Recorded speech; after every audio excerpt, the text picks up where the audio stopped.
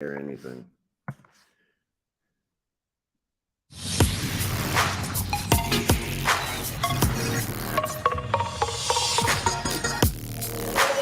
Hurrdat Sports presents the Damon Benning Show with Ravi Lulla. A beat, a pulse, hope. Yes, there is life to these Huskers. And you hear those drum beats, and then you're like, okay, you can feel it. And I think Rule knows that. He's tried to hit that right in the teeth. I got up there and just crushed it. History may be against them, but their season hopes are alive. Skins! Touchdown, Nebraska! Off to the races. 10-5, touchdown, Nebraska. Now the scene shifts to Matt Rule and the rest of the new coaching staff. We're where top producers go to be with other top producers. We want to be with the best of the best. Throws. Touchdown. His second interception on the season. Multiple flags come down on the return, but it's going to be Nebraska football. Huskers, Gophers. I'm done. Let's go. Let's go. The season kicks off tonight. Here's Troy Detmer dropping straight back in the pocket. Rifles a pass. It was tipped. It's picked off by Foreman. He's at the 15, 10, 5. He'll score! Brown for the win. The kick is up. And it is good. He got it. Nebraska wins it.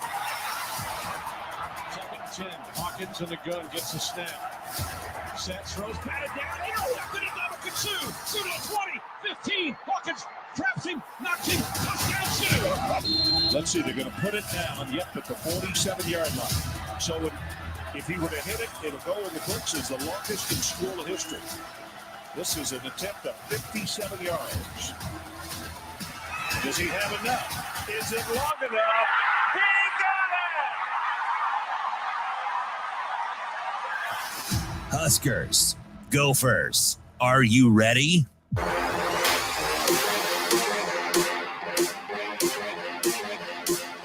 Good morning and welcome to Game Day. We're glad to have you here and getting your day started with Damon Benning and myself. I'm Ravi Lulla. This is the Damon Benning Show with Ravi Lulla. DB, how are we doing in Minnesota this morning? We're okay. Can you hear me okay? I can hear you pretty good. Can you hear me?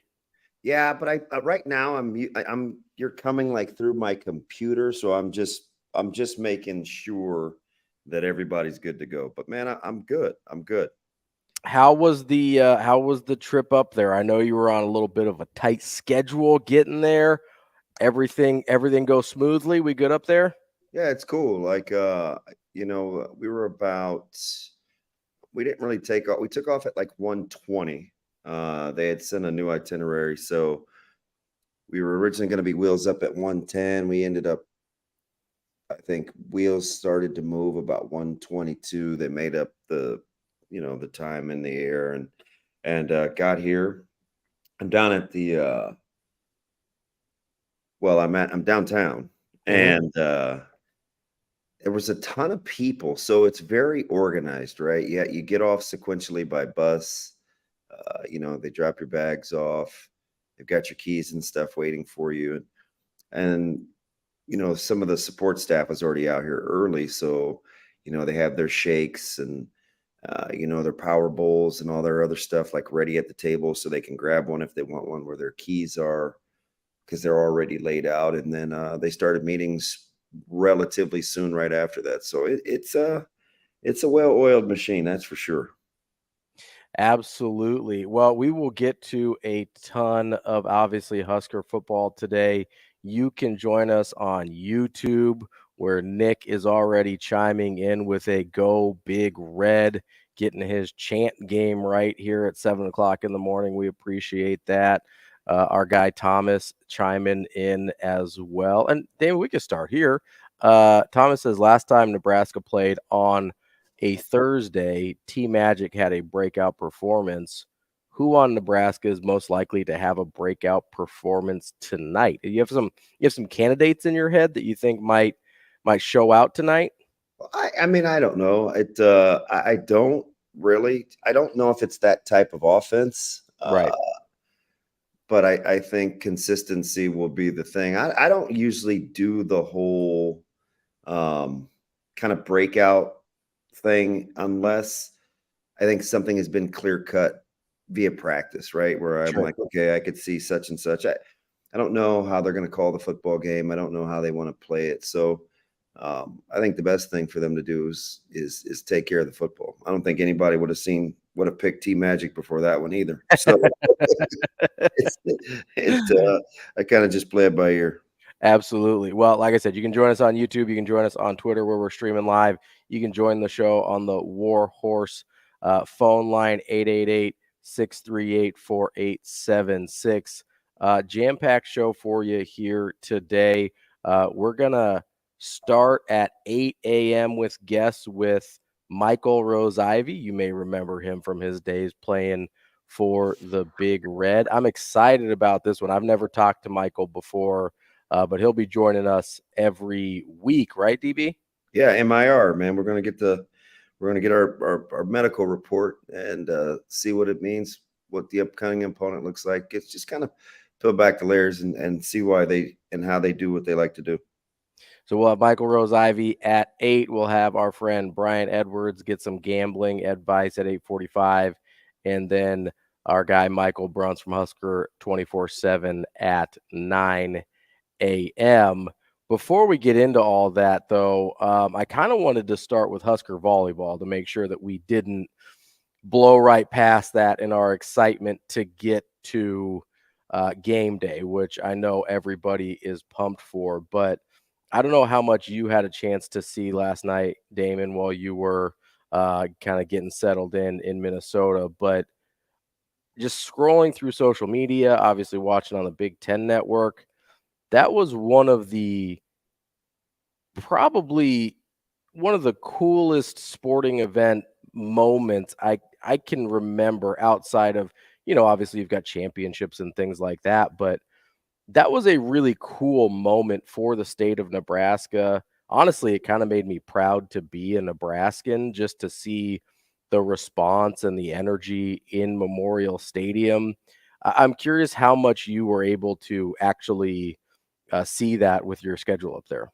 Yeah, I did get a chance to see it. I walked over to after spending basically all day trying to figure out where I was going to eat, because that's just how I am.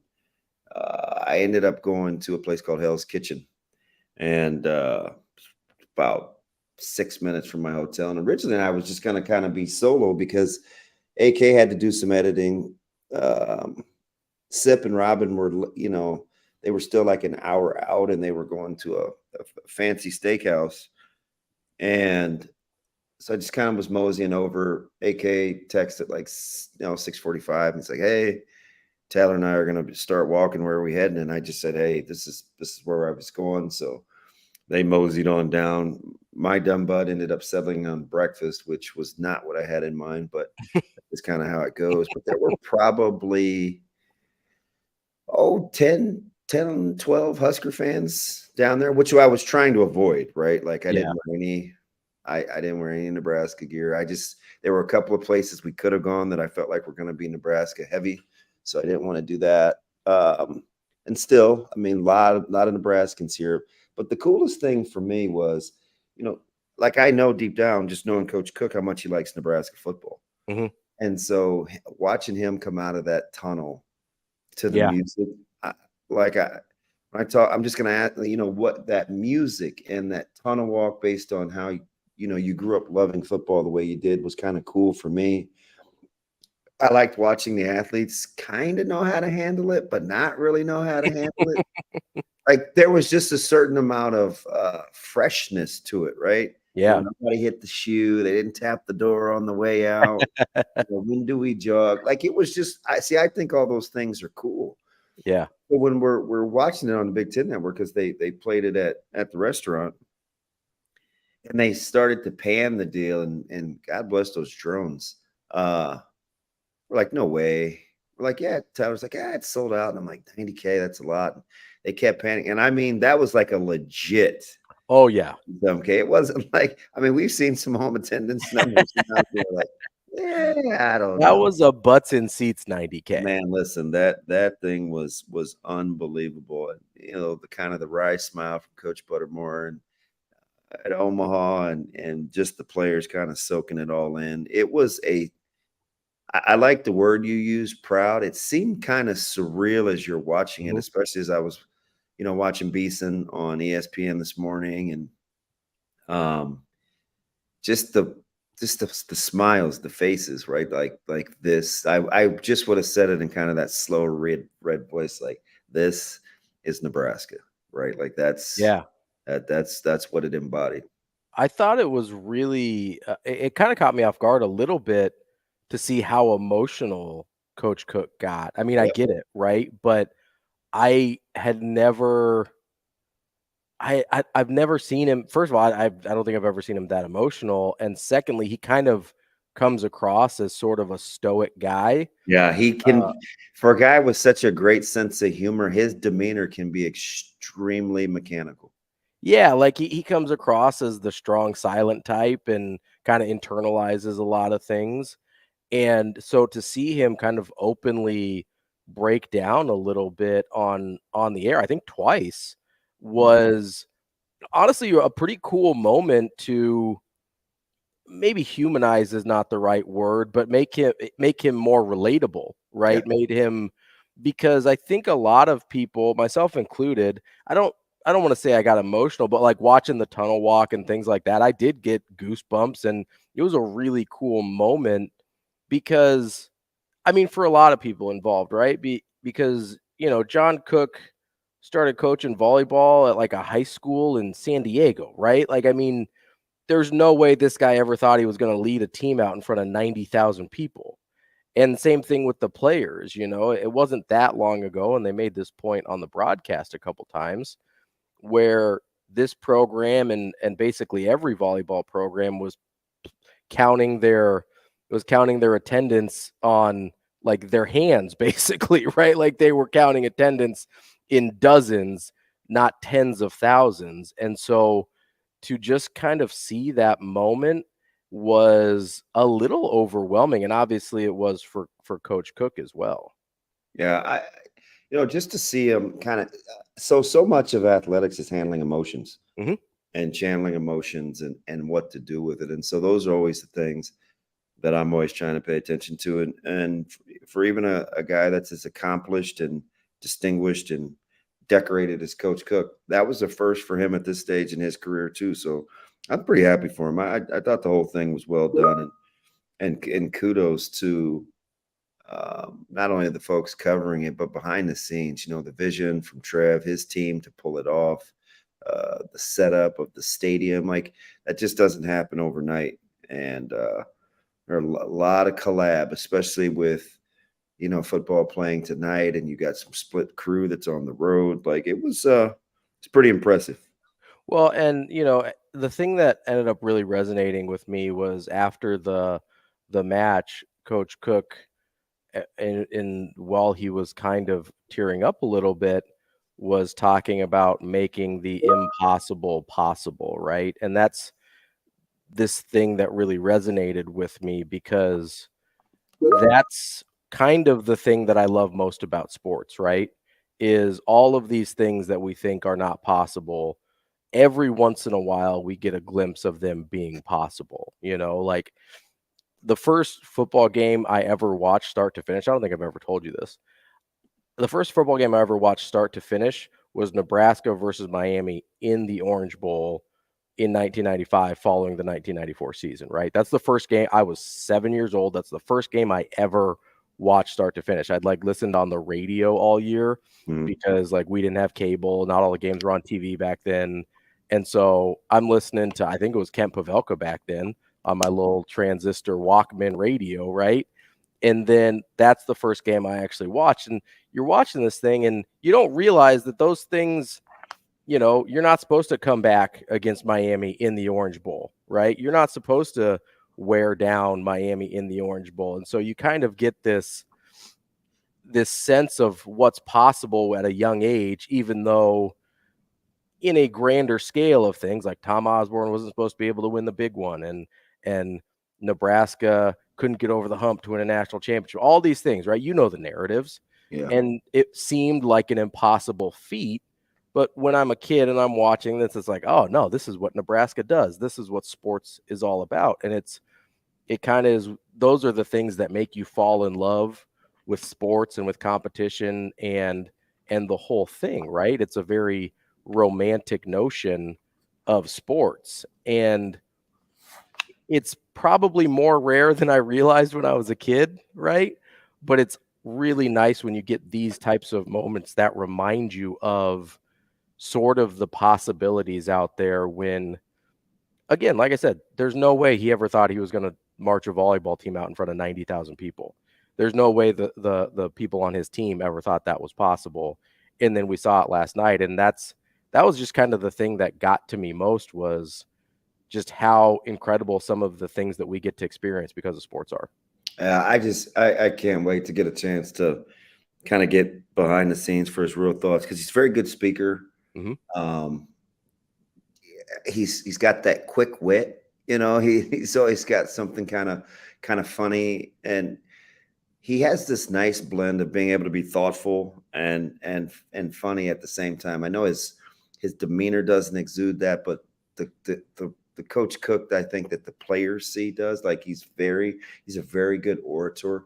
Mm-hmm. So I think to hear him put it into words, like what it was doing to him inside real time, would be interesting, just because he has grown up such a fan. And I remember last night, a couple of the fans were like, oh, this looks like football. And I cringe, but I get it, right? Because that was volleyball's moment for women's sports and for the state of Nebraska to celebrate kind of the excellence that is commitment to a program, right? Because Mm-hmm. that's really what that's about. Yeah. And I don't know if I'm sad or happy that it still gets the football analogy, but I get it because it's in the football stadium. But that was a culmination of just a lot of things that isn't really football related, except it was in Memorial Stadium, if that makes sense. You know what I mean? Yeah. We're celebrating those state schools on volleyball day. I just think it couldn't happen to a better program and a better guy. And with all the upsets that we've seen so far in college volleyball, better be on your P's and Q's every night out. Yeah, absolutely. And, I don't want to leave Omaha out of this either. Obviously, they were, that's a really cool experience for them, but it's also probably kind of a strange experience for them. It's obviously they lose the match in straight sets, and you talked about controlling emotions earlier. I thought Nebraska might drop a set just because of that, right? Because it's a totally foreign environment for them to play a volleyball game. Yeah, was that TK that asked us yesterday? We were split on that. Yeah, you said they would sweep. I said, I think they might drop one because, like I said, that's a totally foreign environment. Having coached before, and you, I'm sure, understand as well. Sometimes when you take people to places they've never been before, even just physically, or like literally just playing in a place you've never been before, it can be kind of weird, right? Yeah, it was interesting, right? For example, did you see Lexi Rodriguez coming out of the tunnel? Yeah. She was kind of like all shucksy and kind of light and like not really sure what to do. But then you watch her play on the court and it's like, she's a dog, right? Yeah. Like, she gets it in. And so I think managing, I just use that as an example because you never know until the lights come on in that moment. Right. Right. Yeah.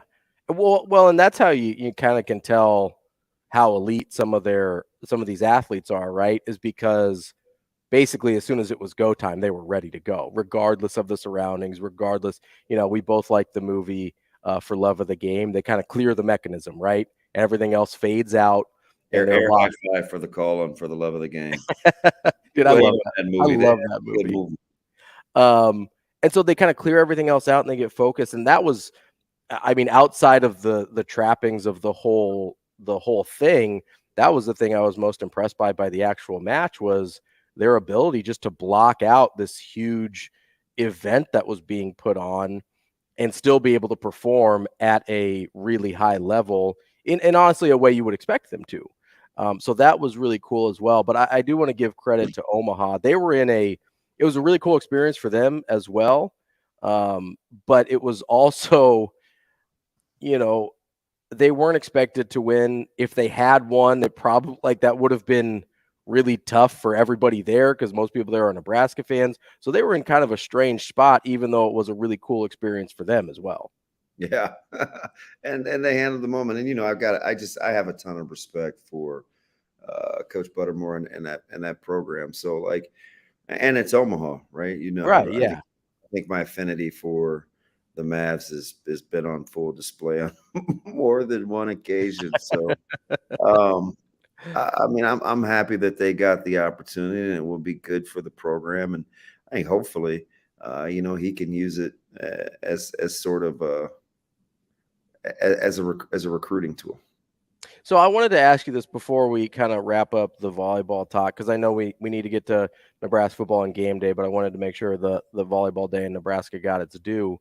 I'm curious, is this something you think they're going to try and do again? Was this like a one-off special event? That's what I'm kind of wondering. I could see some bigger venues maybe than their normal home court, but I don't think you'll see 92,000 again, right? I think that was I want to say once in a lifetime. I know somebody's going to try it. You watch. But I don't think it will be Nebraska, because I just don't think it wants to be the type of university nor the program that wants to do things just for the sake of doing it. Yeah. So while you may do a collab to play in a big venue, right? T-Mobile Arena or something like that, 90K may be a little much. Yeah, at 92,003. Maybe I'll come over here to the Target Center. It's right behind me. Yeah, that'd be interesting to see. Maybe they'll send one out over to Charles Schwab Field in Omaha, see what happens out there. I don't know how that would work at a baseball stadium, but who knows? I didn't know how it was going to work at a football stadium, and they figured it out there too. When you're traveling for AAU basketball, sometimes I'll be out here in Eden Prairie or some of these high end suburbs in Minnesota. I'm dab smack in the heart of downtown, and it's interesting. I'm folks in crevices and stuff, corners. Guy, had to use the restroom right in front of where we were eating last night. Caught Andy Kindy off guard. Oh, he still managed to choke down his smash burger, but downtown is interesting. All right. Well, we've got plenty more of the show coming up next. That's Damon Benning. I'm Ravi Lulla here on AM 590, ESPN Omaha, and ESPN Tri-Cities.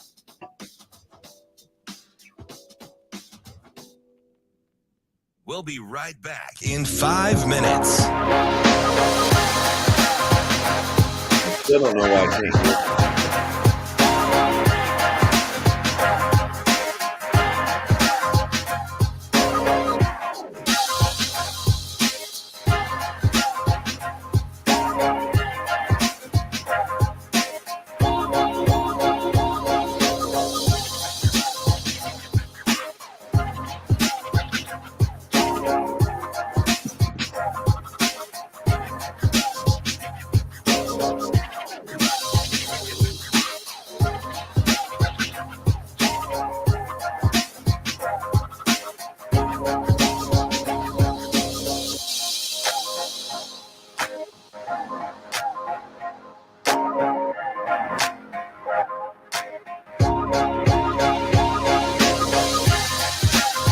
We'll be right back in 4 minutes.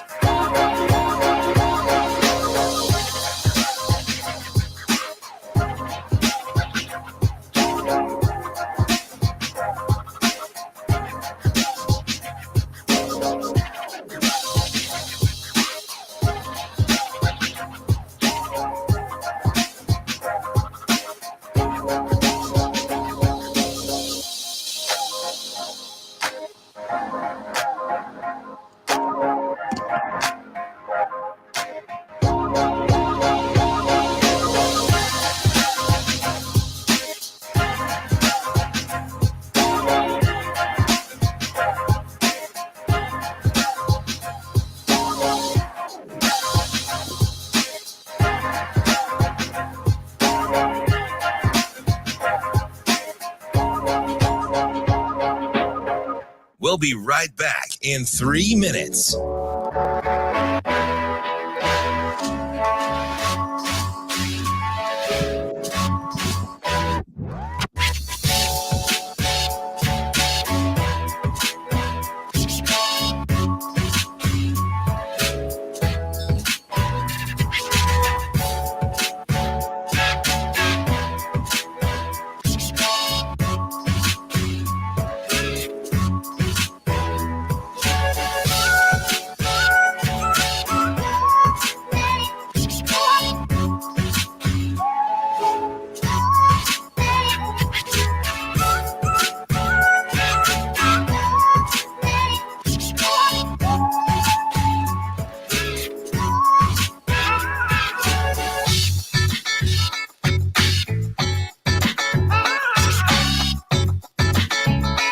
We'll be right back in 2 minutes.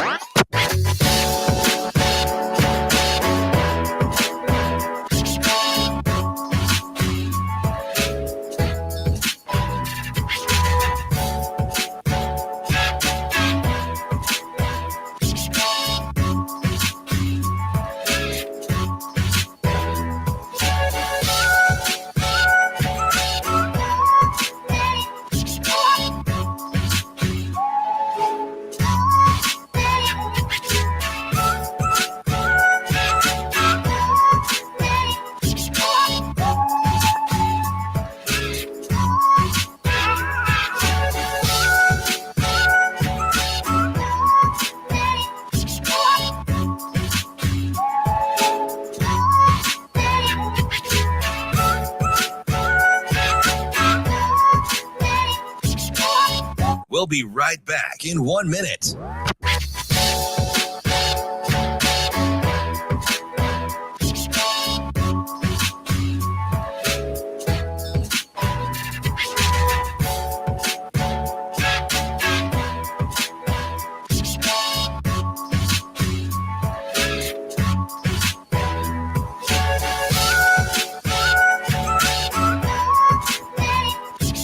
Hey, Shane. We'll be right back in 30 seconds.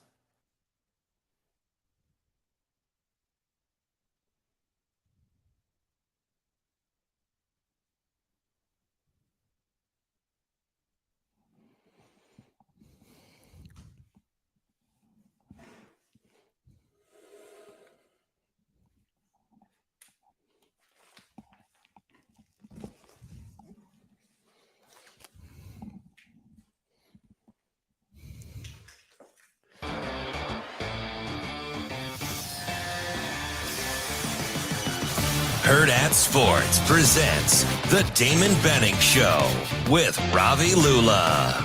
Merritt Beeson at the service line for Nebraska. And overpass kill. And the 2 decades plus of John Cook. Several national championships later, and Nebraska's closing in on a world record-breaking night sweep. And back set for Beeson. Hammers it down. This is unbelievable for women's athletics to do this in Nebraska. You know, we've dreamed big here tonight. We really dreamed big, and again, I think Kennedy Orr wrote me a note today and said, "Coach, tonight we'll do the impossible will be possible." We did it.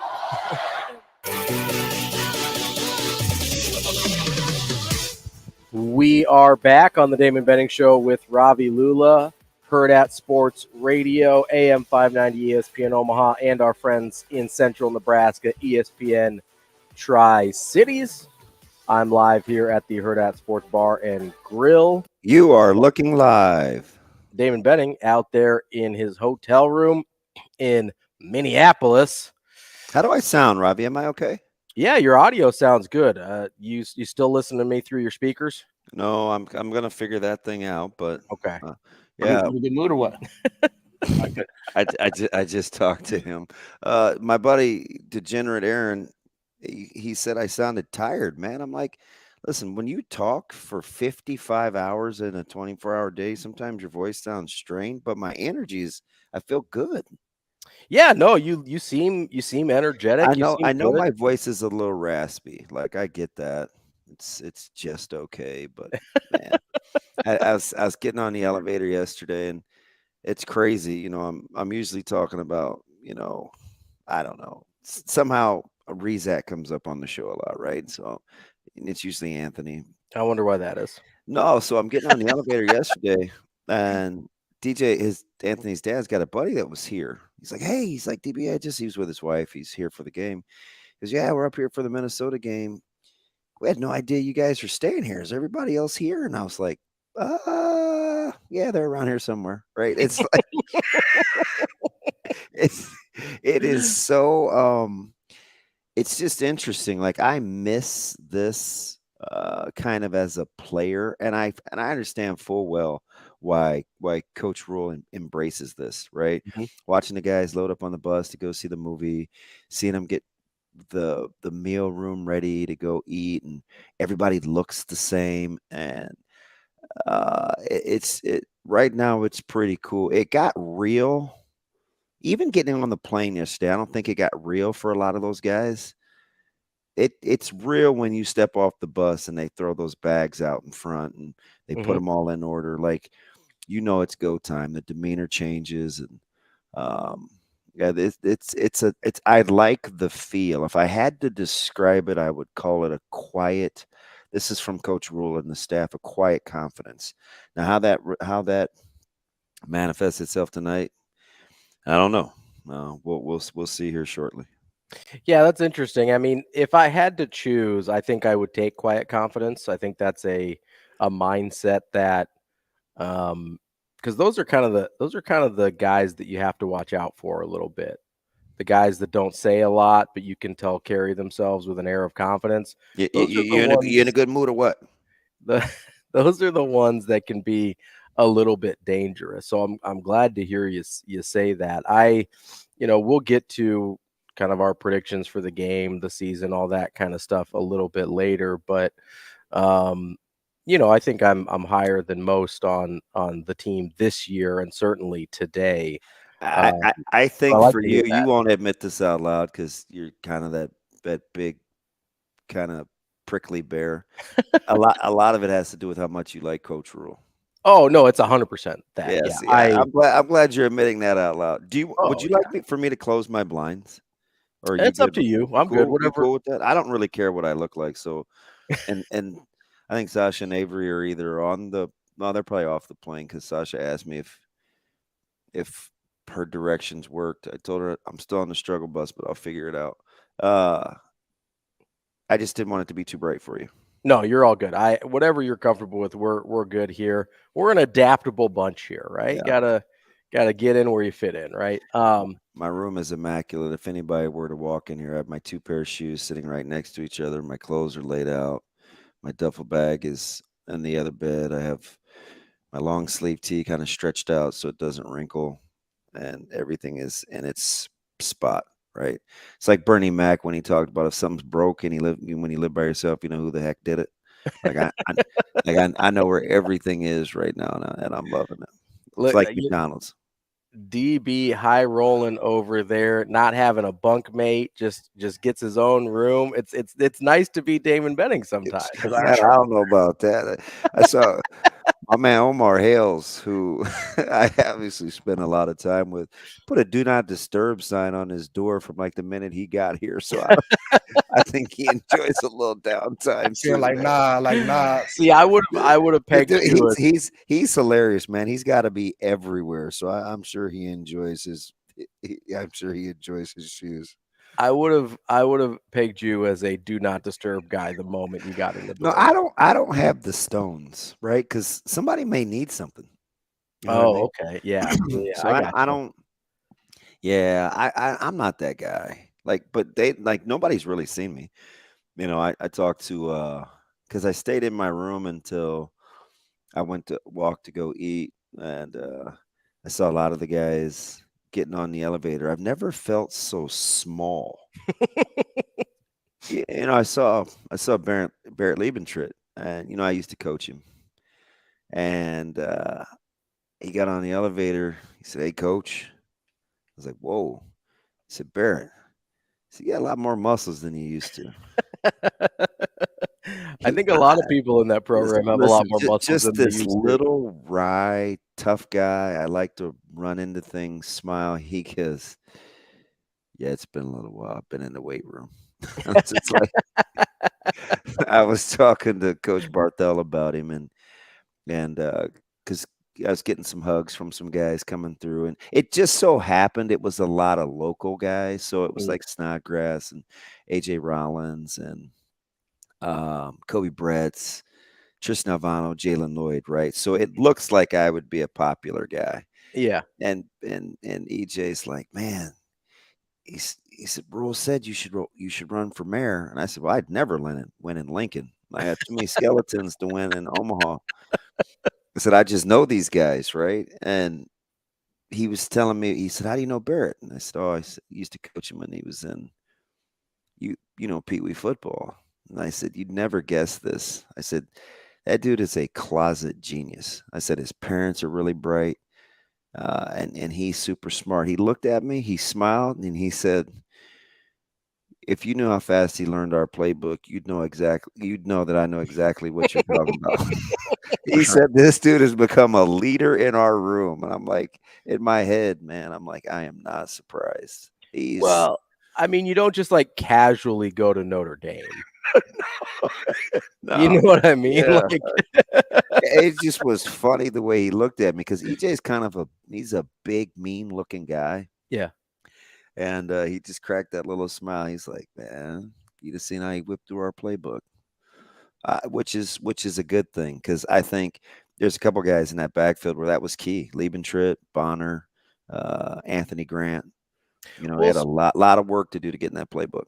Especially with, Teddy guys. Prohaska looked really good. I was happy. I wanted to jump on his back and give him a hug, but I didn't know. I was like, yeah, that might be a little awkward. Not a fan. Don't hurt that knee, my guy. Leave him alone. Yeah. He looks thin. Dude, a lot of those big, that's what I was saying about Ty Robinson yesterday, and obviously Teddy's even taller, but a lot of those really tall big guys on this team have look really lean. Yeah. AJ Rollins, and people that know AJ doesn't talk a ton, and he gave me like 7 one-word answers in a row, and until I joked with him about him having because he hooped in high school. I said, man, I said, you actually now you're back to looking like a hooper. I said, man, these guys, they're just mammoth. These poor people that are getting in the elevator that are just here to do like regular things are looking at these guys. One of the ladies was like, "Do you guys have a game? Are you with a team?" No, we just have an assembly. No, I know I won't say one of the players. I know he wanted to say something slick to her on the hotel on the elevator, but he didn't. He was like, "Yes, ma'am." That's good. You appreciate the restraint there. Especially when you can only get about 7 of them in an elevator at a time. I was going to say 7 was higher than I would have guessed. It must not all be offensive linemen if you got 7 in there. Man. All right, coming up next, we're going to get to some things like keys to the game and what we think Nebraska needs to do if they're going to win this thing against Minnesota. That's Damon Benning. I'm Ravi Lulla. More of the show coming up next.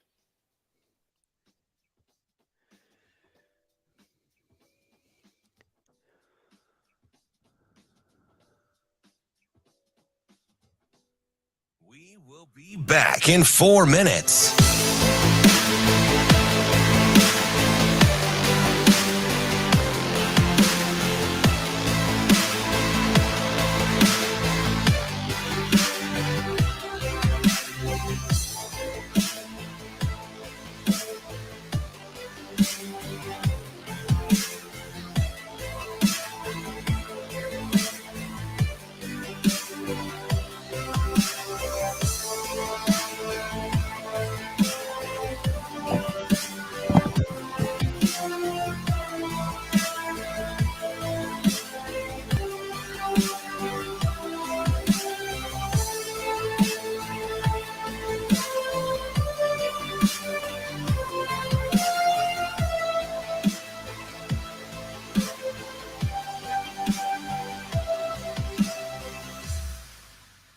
We will be back in 3 minutes.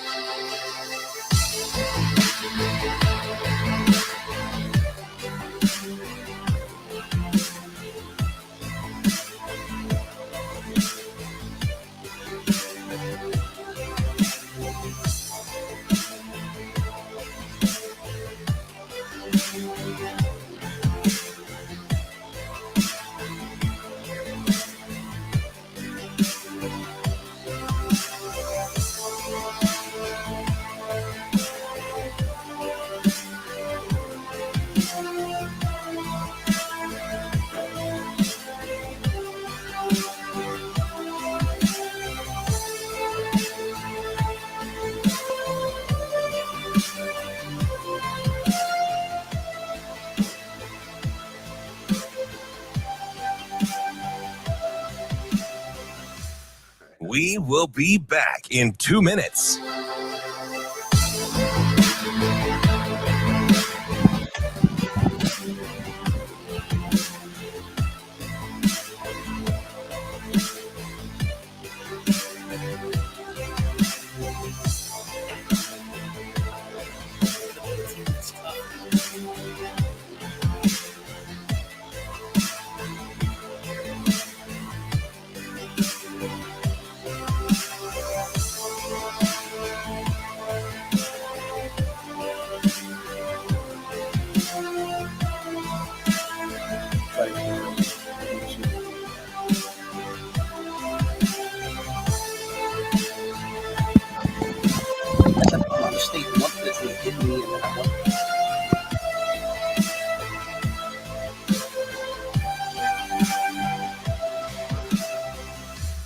We will be back in 1 minute.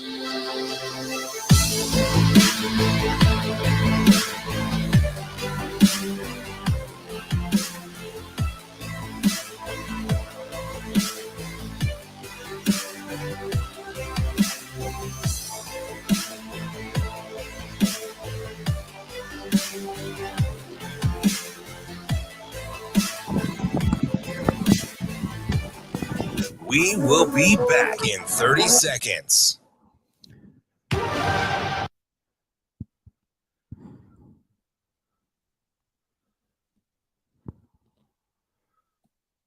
We're going to build a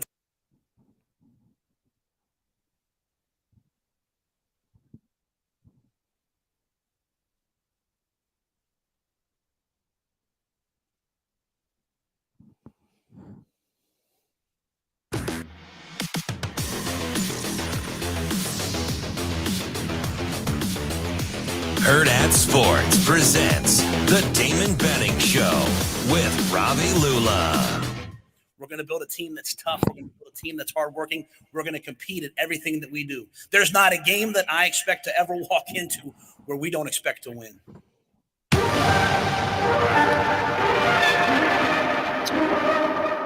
That's the head man, Coach Matt Rule, getting ready for his first game as the head coach of the Nebraska Cornhuskers.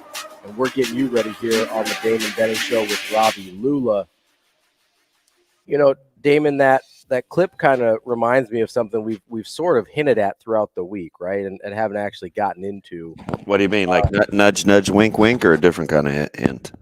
Well, we sort of teased it a little bit, right? You know, I keep putting it on our little rundown sheet, and we never actually get to it because we only ever get to like. I went through those emails from Monday and Tuesday. We're over. Yeah, we are. Which is great. That means it's a good radio show. It's kind of funny. It's like, oh, we should probably can these emails. Well, you know, I like having ideas in case for some reason the conversation isn't flowing, right? But one of the things that I've been thinking about a lot this week was Nick Baugh on his podcast. Yeah. He was previewing the season with Bo Ruud, and the Minnesota game, Nick said he would be more surprised by Nebraska winning the game than he would be if they lost by 2+ touchdowns. Yeah. And that kind of struck me really oddly because I thought 7.5 was too big of a number for Minnesota. Yeah. And, you know, I know, and we talked about this yesterday, Minnesota's offense is probably going to look a little different, maybe a little more big play oriented, certainly probably going to pass it a little more. Yeah. How about we'll just go with balance to keep it safe, a little more balance, right? That's fair because, you know, in years past, they've been almost 70-30 rush to pass on some of those on the high end. And so I anticipate that being closer to a 50-50 split. But I don't know. Every time I think about this, I don't see Nebraska getting blown out. And 2 touchdowns, not necessarily a blowout, whatever. But I can't get myself to a place. And maybe this is because of, like you said earlier, my affinity for Matt Rule. I don't see that happening. Am I crazy? Am I blinded by my own affinity for the coaching staff? Don't use the word blind because then you know I'll sing and that gives the little pocket Hercules behind you momentum. I don't know if blind is the word. I mean, if would I be shocked if Minnesota rolled out of here with a 24-10 win tonight? No. Um, but do I think that's going to happen? I don't think that. But you got to 24-10 or 31-17 would not be out of the realm of possibilities for something that could happen for Nebraska. On Big Red Wrap Up, I was the only guy that picked Nebraska. Even though our margins were all the same, 4 points. Sure. Well, I think Severe might have said 27-20. Jay Moore was 27-23. I was 24-20. And I think Seviere, is that where they put the apostrophe? Was 27-20. So and I don't know. I just get the sense.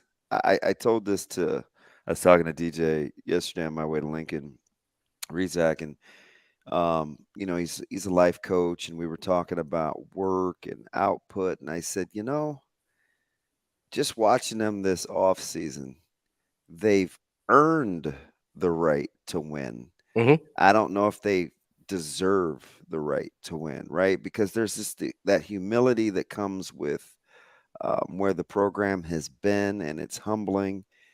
And it doesn't always go that way, right? In athletics. So I'm very cautious not to use earned and deserved. I've said this 100 times. If we truly got what we deserved, none of us would be here. So right. I like this. No one would be happy. Yeah, I like to stick with the earned thing. They've earned the right to be in a dogfight tonight against Minnesota. I just don't know if they will. Yeah, that's an interesting distinction because now that you say it, does anyone deserve to win? Right? Like, I don't know that. I mean, typically you'll hear people use those words once the game plays out, and you maybe didn't catch a couple of breaks, and they'll say, "Oh man, they deserve to win." I don't know. I mean, in competition, it's competitive. Like, what makes one more deserving than the other, unless it's just a clear-cut better body of work. Do you know what I mean? But sports is like that. Anytime you compete, you gotta be careful about using the word deserve. I think in life, you gotta be careful about using the word deserves. Yeah, like you said, if we all got what we deserve, that's probably a bad look. Yeah, it's not a good thing. I know it certainly would be for me, but I think you're right. I think earned is the right word, and that's obvious. That's been a huge theme of what they've talked about all off season is not just earning the right to win, but earning the right to even play a football game, right? Like, you have to earn the right to even get to show up, which I think is a really kind of unique way to look at things. Before we hop in any further, we've got Scott on the Warhorse phone line. Scott, what do you want to talk about today? Hey, good morning, guys. Hope you're doing well. What a couple of days in Nebraska. Just goosebumps last night watching that. ESPN covered it and some other national outlets. So very cool. Today's exciting. I wanted to ask you guys, what would you see tonight that would disappoint you? And I don't mean, a loss. I mean, I thought we'd look way more athletic. I thought we'd be more disciplined. So what would be a couple things that would kind of surprise you, even early on? Curious to hear your thoughts. Thanks, and have a great day. I appreciate that. That's a fantastic question. Oh, it's a great question. Thank you, Scott. It's an easy answer for me. I'll give you a couple to the good and a couple to the bad. Okay. If Nebraska comes out and throws for like 260, and like 10 yards of completion, so big chunk passing plays, that would surprise me. It would also surprise me if Nebraska did not look organized defensely. You see a lot of palms up. Like, we can't stand palms up guys. Like, what'd I do?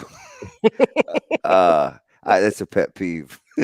So, like, that would surprise me to the bad. If it were gonna go a different way. The other thing that would surprise me is if Nebraska on special teams found a way to break this thing open tonight on the road. That would surprise me. Other than that, I don't know. It's an opener. Anything can happen. I don't expect Nebraska to be a heavily penalized team. If they were tonight, that would be out of character. That would let me know, to Scott's point, that would let me know that they're a little they're out of sync, right? That would be out of character if I saw a heavily penalized team tonight, because they have not been up to this point. Yeah, so that was kind of where I was going. You know, he asked what would disappoint us. I'd be disappointed if it looked sloppy.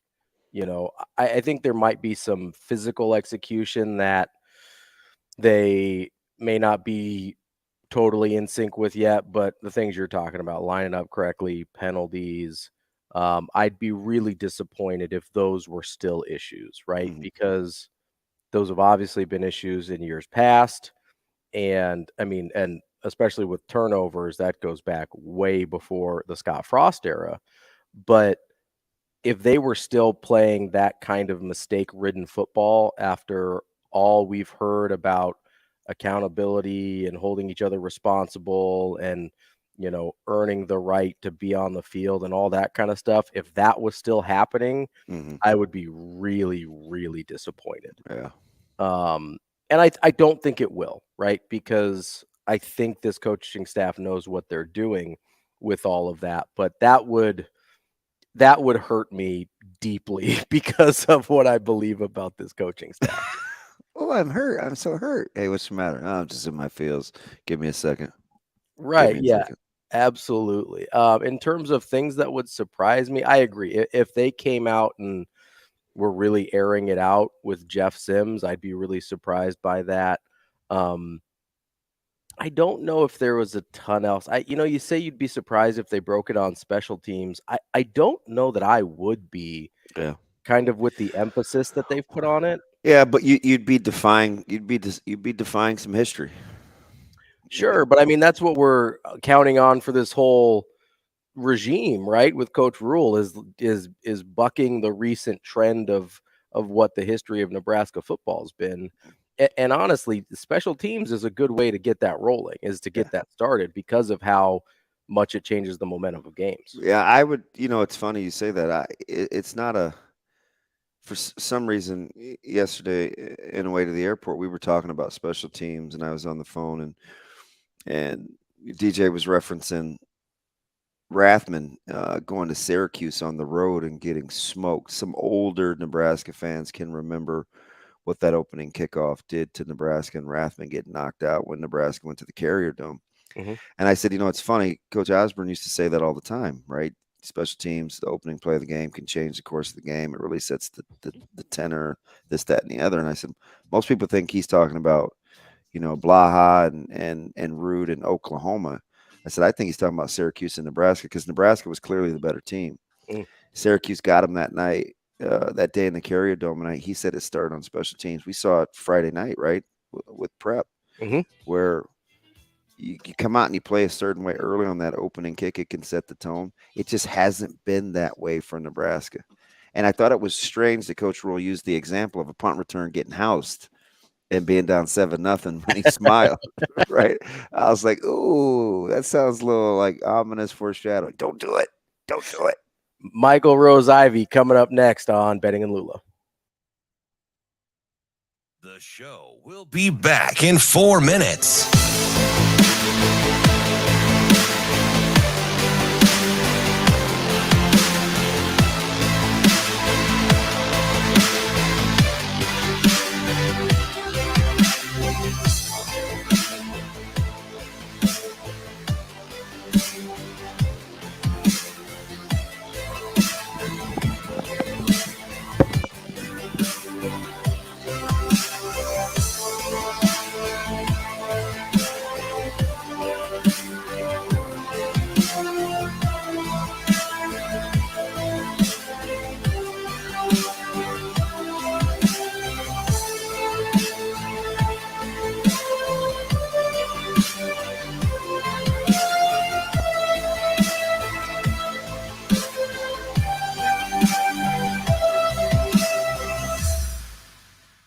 The show will be back in 3 minutes.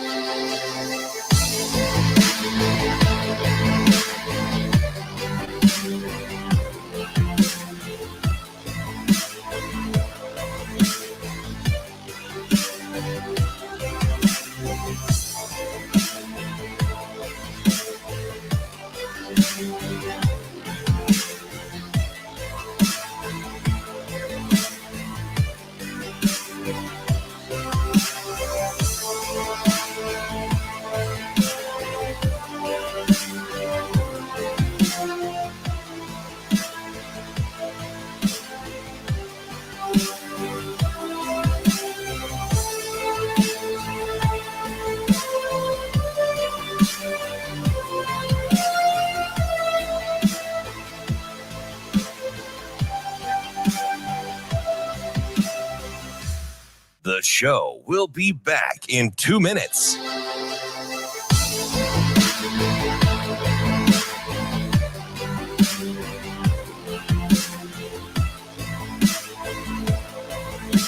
And I think, we believe that on the football field, iron sharpens iron.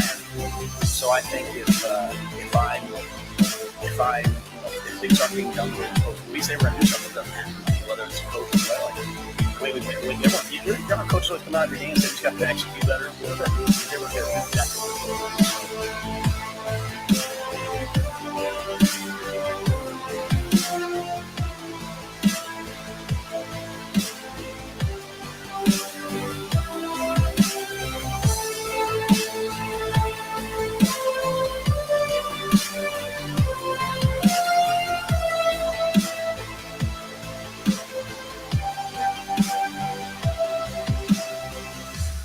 The show will be back in 1 minute.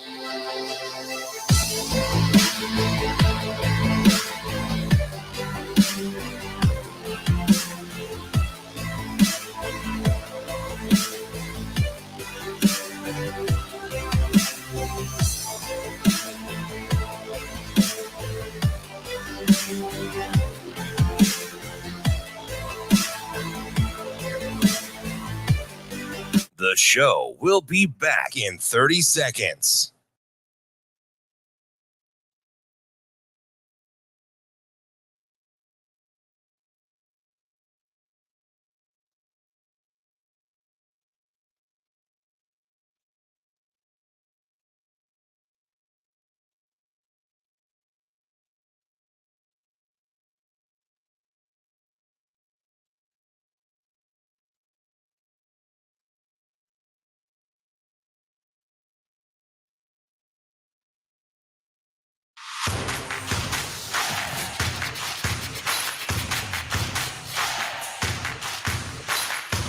Hurrdat Sports presents the Damon Benning Show with Ravi Lulla.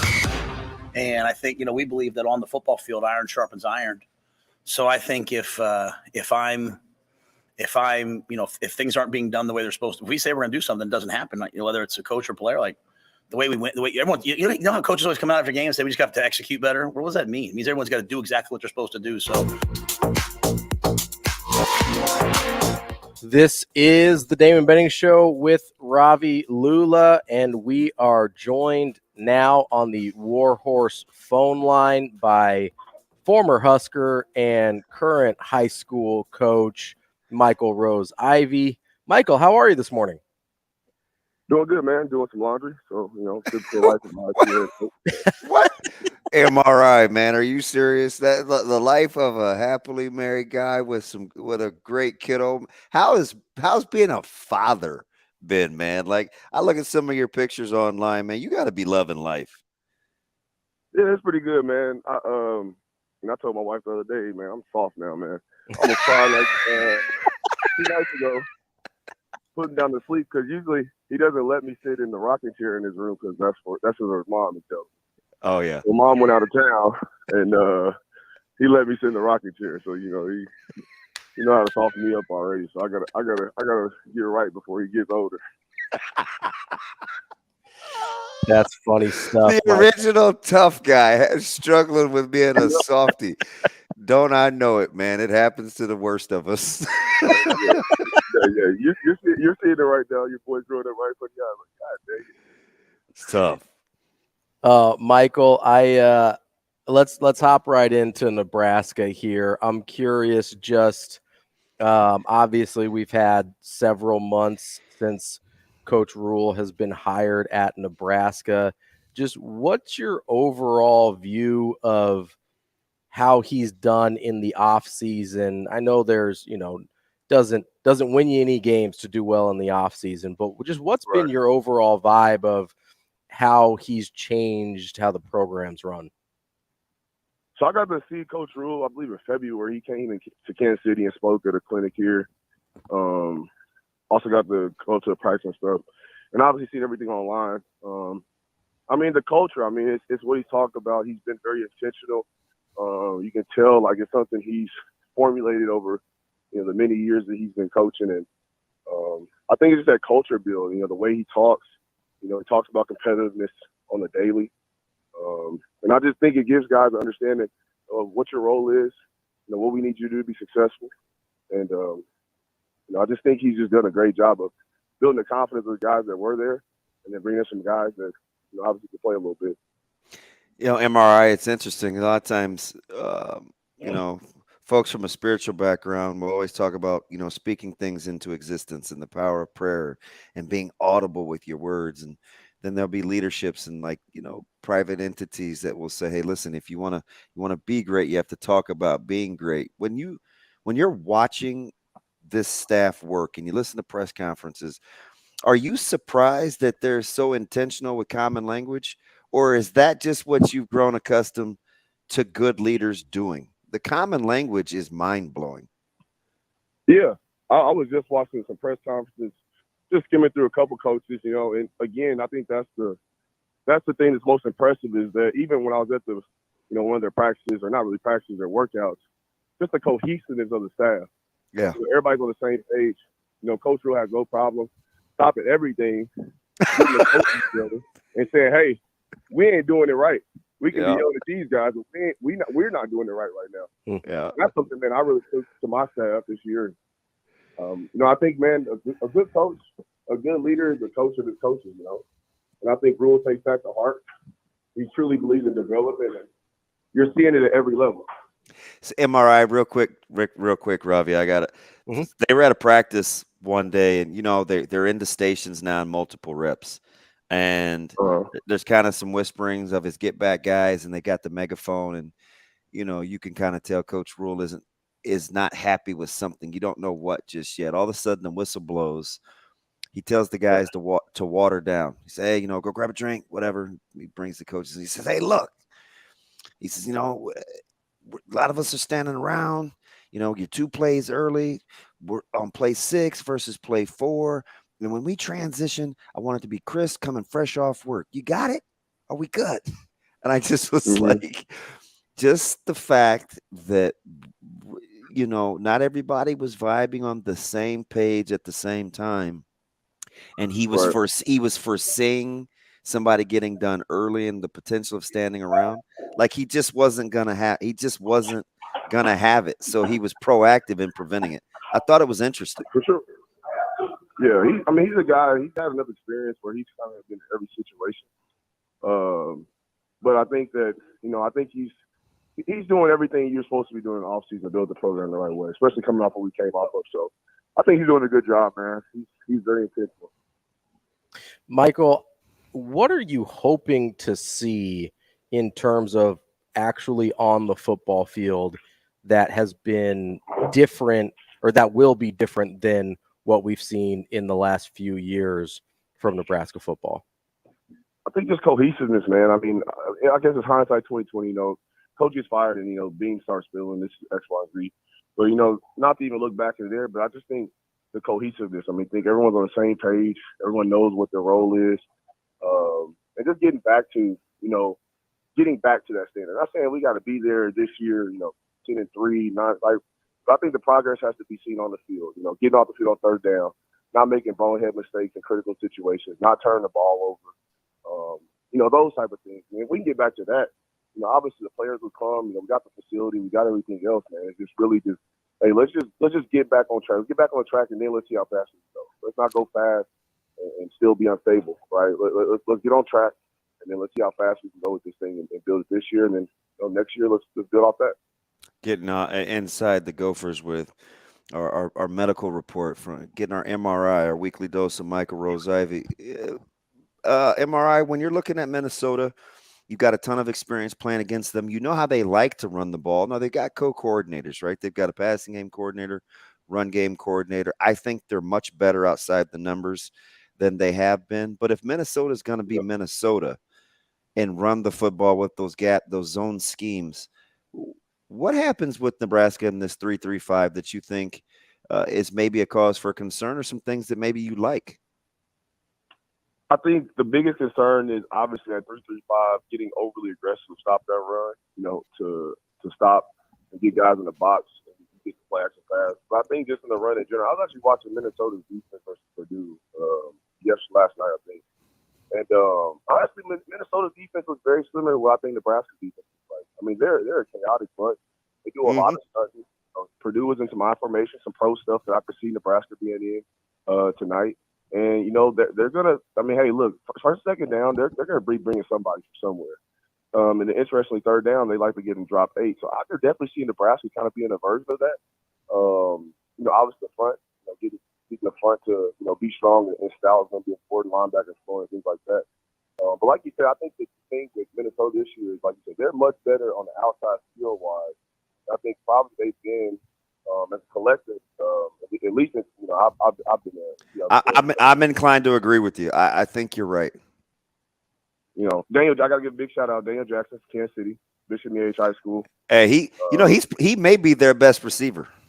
It's not Altman Bell. I think Jackson might be the man. Yeah, and I that quarterback. I watched that Wisconsin game again. Calic Manis? Yeah, Calic Manis, yes. Reminds me a little bit of a Kenny Pickett type. Not really a runner, per se, would be their first thought. But my biggest thing with Nebraska third down wise is make sure to keep him in the pocket, because he can make plays if you need to. And I think he did a great job in that game, at least, throwing off the play action stuff. So, stopping the run game is going to be the biggest thing. Because, that's what they want to do. That's how the boat gets rolled, per se. They're going to run the ball, and they got it. I mean, they got a guy from Western Michigan that transferred in, who I think was like top 10, top 15 in all-purpose yards last year. So, I mean, they do lose Ibrahim. He's gone, but I mean, he's a guy who's going to step in. I think he's a little bit more dynamic. Ibrahim not as much straight ahead at you and downhill.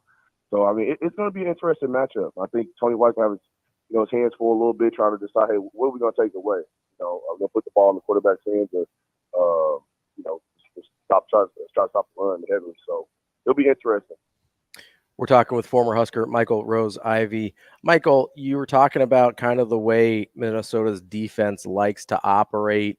What are some things that you think Nebraska could take advantage of with the way Minnesota likes to play defense? They better figure out a way to get after the passer. Michael, you still there? We might have lost. Did we lose him? I'll look for him here. Okay, thanks, Shane. Hey, Shane, I appreciate that. It's good to hear your voice. You miss him? You miss Shane a little bit, David? Yeah, well, he's talking to me over the phone because, of course, he's paranoid that I can't get anything right, and apparently I wasn't. But, it's the first time I've heard his voice through the headsets. I mean, listen, as long as your voice is going out over the air, that's the important thing, right? Yeah. My buddy T-Mac was like, hey, I'm not sure what's going on. I can kind of hear some papers rustling. I'm like, hey, man, with me, I don't know where anything plugs into. I'm just like, there's no telling. Hoping a prayer. Well, what I was trying to ask Michael, and we're efforting to get him back here, was more, the way he was talking about Minnesota's defense is kind of how Nebraska could attack that offensively. So I'm curious to see what he thinks there, because Nebraska's offense, I don't think, is going to be very familiar or very similar to Purdue's. I think we've got Michael back here on the phone. You back with us? Yeah, school was built in the 1800s, so it's still a couple spots in here. You mean it wasn't built to optimize cell phone reception? Is that what you're telling me? No, a lot of brick walls. Okay, Michael, I'll re-ask the question of you here. You were talking about Minnesota's defense and how Purdue was giving them some different looks in the game you were watching. What are some of the things you think Nebraska's offense can do in order to attack that Gopher defense? I think first it's going to be very important for Sims to identify, coverage structure. I mean, they do a really, really good job. They'll spin into cover 3. They'll play some press cover 4 on the outside, and the safeties will have the number 2 vertical. They like cover 2 as well. Yeah, Rossi's a good coordinator. Man, dude, look, when I was looking into him earlier this week, I was like, I'm a fan.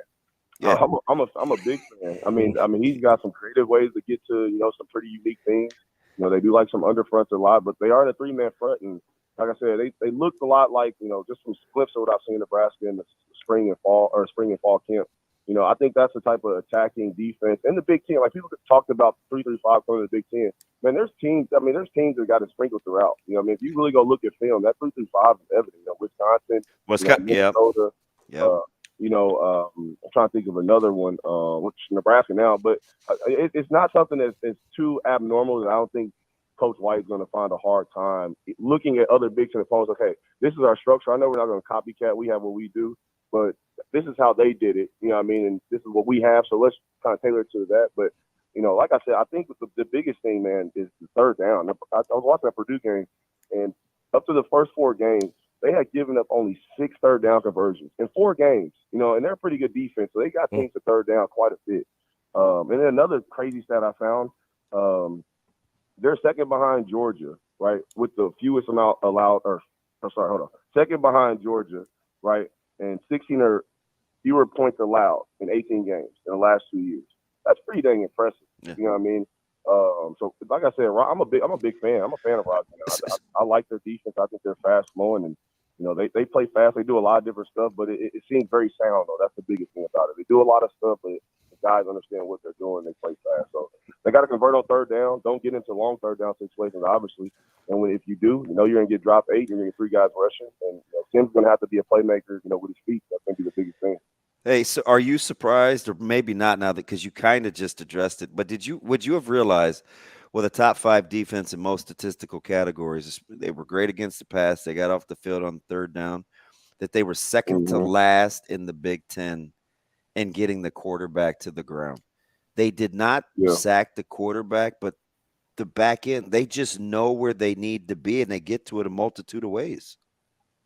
Right. Yeah, and that was the thing, man. They pushed the pocket. They did a good job pushing the pocket, and they almost used like that 8th rusher, the 8th inside rusher as kind of an aggressive spy on that quarterback.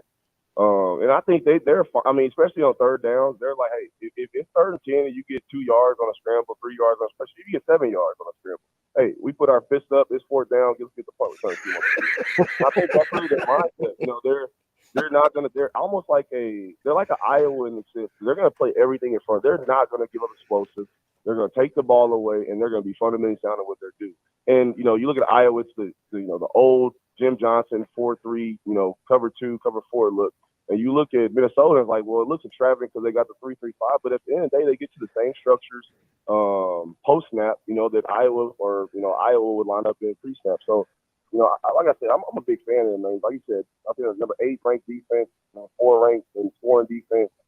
They were pretty dang good last year. That's a team I'm definitely gonna look into this year for some study stuff. So I think it's gonna be a good matchup. But I still feel like Nebraska will compete. I feel like like you said, we can't win any games the coach in the offseason. But I do think. Going to this first game, when I went during the workouts, they had Minnesota's hype video play. They've been having a hype video for Minnesota playing since spring ball. So I think rules, psychologically doing something that I think. Yes, 100%.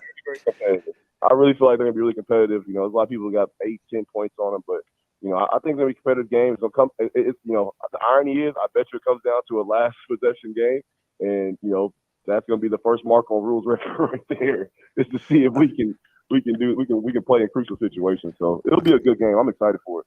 Let me get you. This will be the last one from me. I tell people with Nebraska's willingness to use a tight end and H-back, whether he's displaced or in line, a fullback, whether he's an H-back or traditional, just two-back downhill running game, veer, trap, power, blast, ISO, things like that. How does that change being able to having to defend 3D run game, which is kind of more in your kitchen? Right. I mean, especially as a defensive coordinator, it changes a lot. Obviously bringing somebody else in that structure.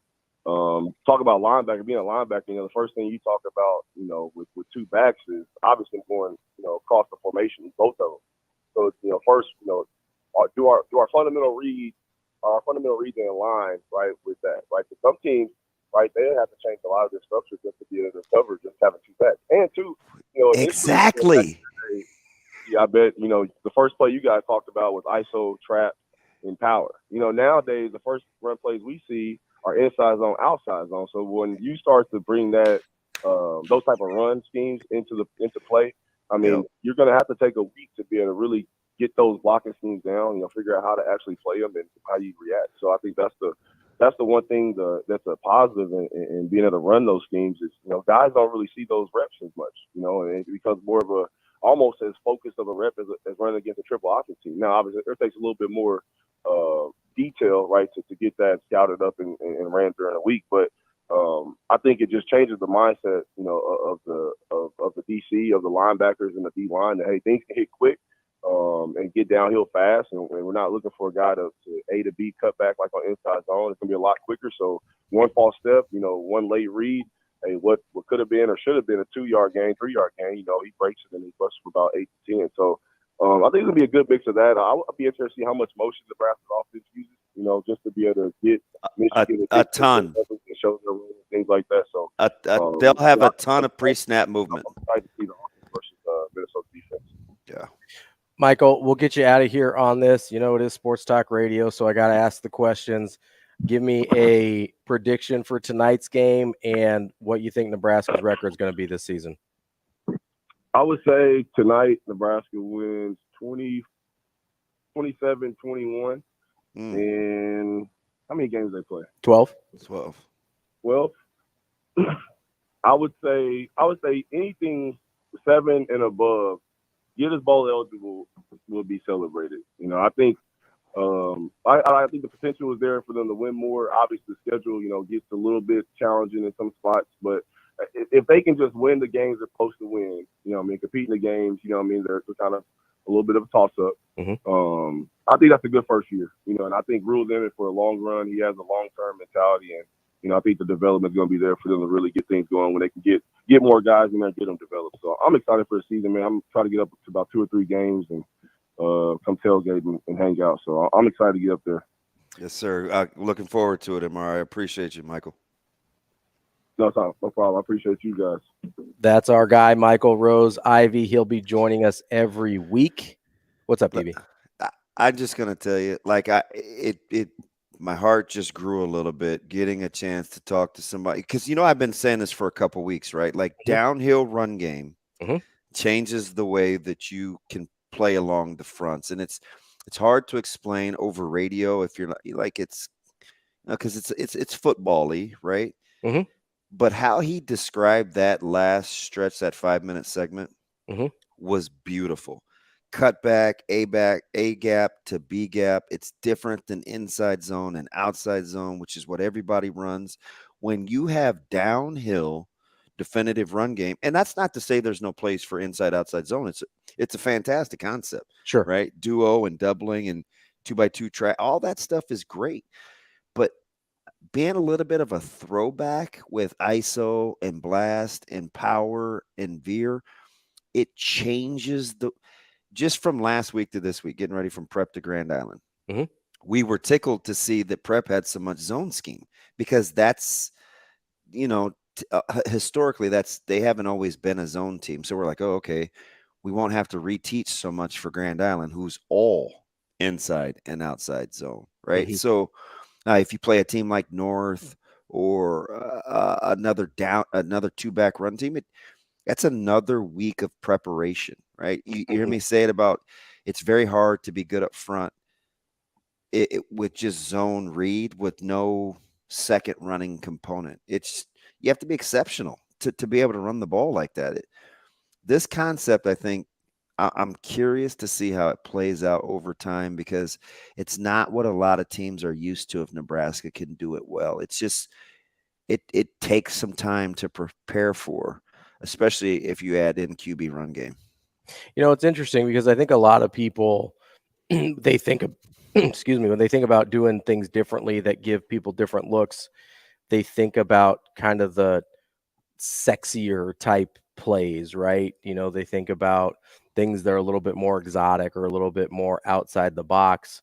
The things you're talking about are pretty meat and potatoes, quote unquote, boring football, right? But because not that many people do it anymore, it actually can provide the same desired outcome as some of those more exotic looks. Am I understanding that right? 100%. He hit the nail on the head when he said, I would ask you what you'd run, and the first three things I would tell him, I'd say ISO, blast, and maybe power, right? Where blast, you're going to lead, power, you're going to kick out the end. Now it's like I ask him, and it's like, okay, inside zone and outside zone. Those schemes couldn't be any more different. It's just the difference of what's happened in the last 30 years. Great stuff there from Michael Rose-Ivy on our Warhorse hotline. Remember, Warhorse in Lincoln, the only place you can place sports bets in Nebraska. You have to be at the casino to do it. Go visit our friends at Warhorse or download the app. More of Benning and Lulla coming up next.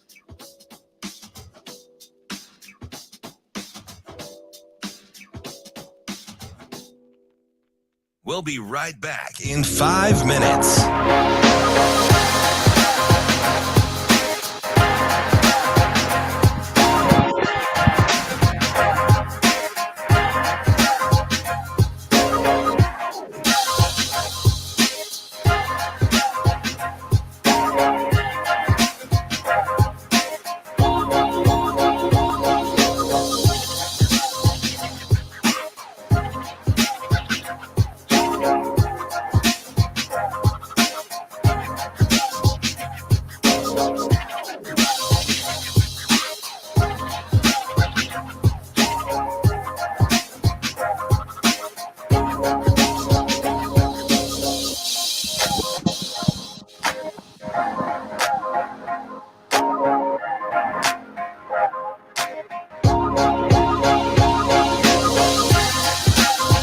We'll be right back in 4 minutes.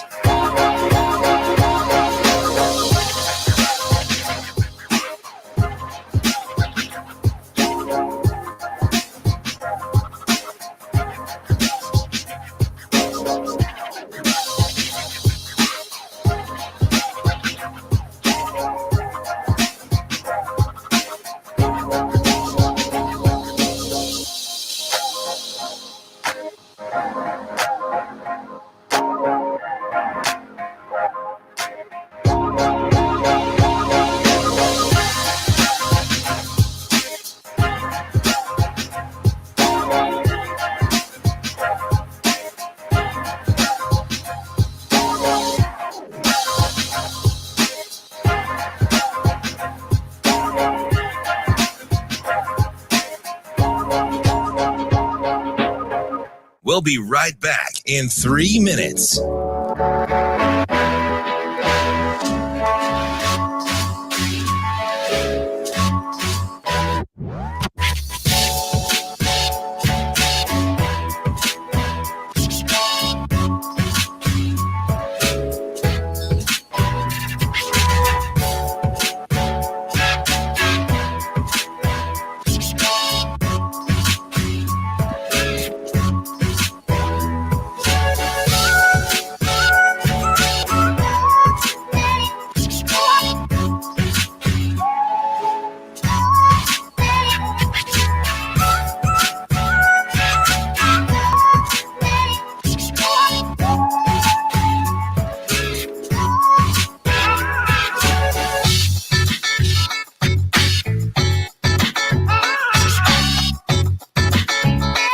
We'll be right back in 2 minutes.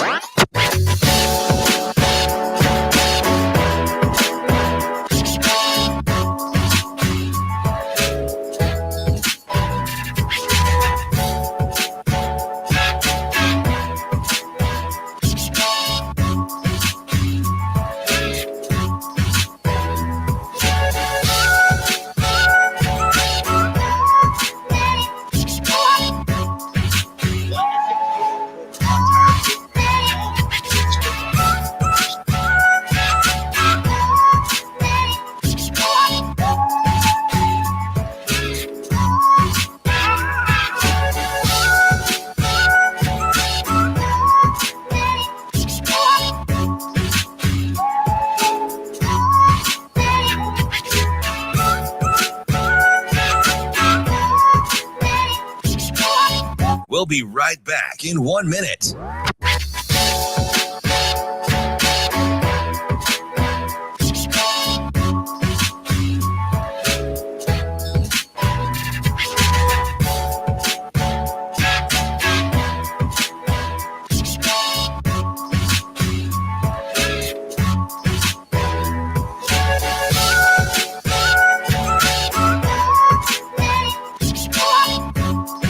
We'll be right back in 30 seconds. Well, I think our program, our entire program.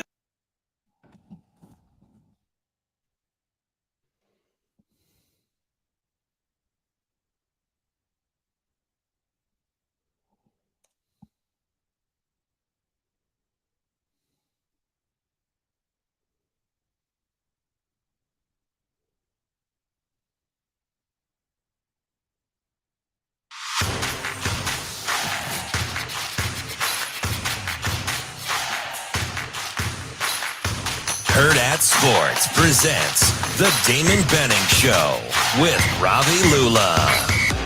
Well, I think our program, our entire program, is built on really one purpose. You know, we have a mission that we want to be the best team in college football and the best program in college football and the way that we do everything.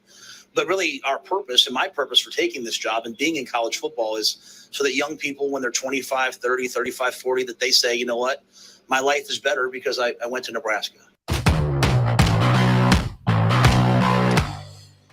It is about 8:30 in the morning here in Omaha, Nebraska, and we're just about 10 and a half hours away from kickoff in Minnesota.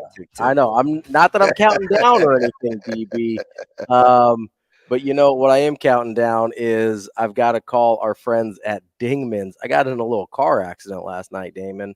What? So I did. Yeah, it wasn't my fault. Somebody turned in front of me, but so I'm gonna have to go call our friends at Dingman's, get my Jeep looked at a little bit, have them take care of me over there. Yeah, Shano had to give me a ride to the studio this morning. Oh wow, unbelievable! Shane picked you up in his little whatever color blue that little mobile is. Shane. He did. He was kind enough to come get me, which I really appreciate, and I'm sure I'll appreciate our friends at Dingman's as well. I've got a Jeep, but they can work on everything from your Ford to your Tesla, and they will get you going. Also, better than a Tesla. They've got that incredible give back program. They really focus on are Epic for Girls and the Collective for Hope. And, you know, I haven't decided which one I'll give back to with my trip over there. That is impending as soon as I get the insurance figured out. But I know whatever I choose, they will take care of me over at Dingman's. They've got those 4 locations that are super convenient. And because they're family owned and operated in Omaha for 25 years, I know I will be in good hands at Dingman's. So yeah, no, that's a true story though. I was in a car accident last night, so I think I'm okay. I'm glad you could make it. Yeah, I'm too. But I like driving big cars. They take care of me when you get in an accident. It's my first accident in like 15 years though, Damon. I wasn't sure what to do exactly. Oh, that's impeccable. Yeah, no, I'm a terrible parker, but I'm a pretty good driver. See, I'm just the opposite. I'm an okay driver, but my parking is unbelievably pristine. Did you see how I reparked the vehicle yesterday? Yeah, I did. See, I wasn't happy with it. As our friend, your friend, Matt Rule would tell you, you're an elite parker. Elite. I hope so. I don't think so. I'm not. Honestly, there's times when I come into the studio where I'll repark just because I was like, man, I don't want to hear it from Damon this morning. Listen, it's okay. Again, my staff over at Westside is arguably the worst I've ever seen as a collective group. So you're going to be okay. You know what's funny is I'm actually okay when there's other cars around because they give me like reference points. It's when I'm in an empty parking lot, I cannot find the lines. And I guess to their defense, we do have exceptionally small parking. Like we're the bare minimum of stripes for parking spaces at the high school, but it is an absolute circus. It's everybody needs to be like Costco, right? We need the double lines. The Costco parking lot is those spots are immaculate. Yeah, if you screw up parking at Costco, you're intentionally being an idiot. Yeah, there's no hope for you, I don't think. There's no hope at all. I appreciate that about Costco. That and the hot jam a school bus in that bad boy. I mean, that's about what I'm driving with that third row in there. It's enormous. The Cabela's across the street is like that. I mean, the parking spots over there, I was just over there over the weekend, and the parking spots there are made for for your F800s or whatever are out there. So just amazing. F800s. Shane, what were you getting at I was about to ask. Did you need a new Rambo knife, or are you looking for a new rod or reel? Like what were you getting? I just wanted to go over there and look at the boots. Oh yeah, his boots broke, remember? Yeah. So I'm wearing the size 4 shoes like Damon thinks. Dude, those are 4s though. No. I don't know if they're 4s, but you could certainly get those in the kids section. No. Dude, I was waiting for them to light up with Velcro. Is it really hard to hear in here today, or is it just me? You thought he was rocking the LA gear? You thought he was? I mean, if they could light up, I would wear these every single day. I know Elton John had the song, but he just reminded me of like Tiny Dancer. Like he just oh, come on. As I'm looking at this Prince mural outside my hotel, this is a pretty place, man. I mean, downtown is relatively dirty, but this is a pretty view. But most downtowns are. Yeah, I was gonna say that's a fairly common occurrence in downtowns in pretty major cities there. But when folks come from Egan or Eden Prairie, they got to feel like they're slumming it. I'm not going downtown. Well, I mean, have you ever met people from West Omaha? Well, I have some Oklahoma Tyler's a very nice person out there in West Omaha. I'm just saying a lot of them are like, I'm not going east of the interstate. Tough crowd. Ravi Lulla here for gerrymandering. No, listen, I'm just saying when I was because I went to Miller North, right? I grew up in that neighborhood. The old redliner, Ravi Lulla. If people who know me, that's no. Yeah, we would it was like a thing. It was like, oh, you can't go downtown. It's dangerous down there. You gotta watch out. Get my walk game right. I had to flip a coin whether do I really have the stones to walk to where the players are going to have breakfast in the ballroom and just get a plate to go. Like, is that just the epitome of? I don't think they would blink twice. I think they. Yeah, I just don't want to do that because I can. So I mean, I guess I don't even know if I'll eat breakfast. I typically don't eat on game days, right? But is it like a nerves thing or what? You just aren't hungry. What's happening there? I don't want to ever have to use the restroom. Thanks for asking out loud on public, but I'm going to answer the question. That's what I do when I have to go on road trips. I dry myself out, man. But since we don't leave here until 3:45, I give myself a chance to get reacclimated. Yeah. Okay. Well, problem is Wheels Up aren't until probably 12:45 tonight. Yeah, that's gonna be a long day if you don't eat at all. No, I've got some snacks. I'll send you a picture of how I'm doing it. Okay. I have some protein iced oatmeal. I got some things to tide me over. I want some meat though. I ate breakfast last night in a place that had an amazing menu, and my dumb butt felt rushed, even though I thought about it all day, and I ordered something I didn't even really want. It was the dumbest. So I'm walking home back to the hotel, and it's only like a 4-minute walk, and I'm still kicking myself. I'm like, of all. And Andy, they love their burgers, right? They looked amazing. These Juicy Lucy's, these smashed patties. You know, they had walleye nuggets I was thinking about. And I got breakfast, man. I got breakfast. And my bacon was just subpar. Pit ham was fantastic. Yeah. The bison sausage, amazing. Not crispy enough on the bacon or what? So, man, I mean, full disclosure, it tasted like syrup. I should have read that it was maple thick cut bacon. Oh, yeah. Okay. It's just not my jam.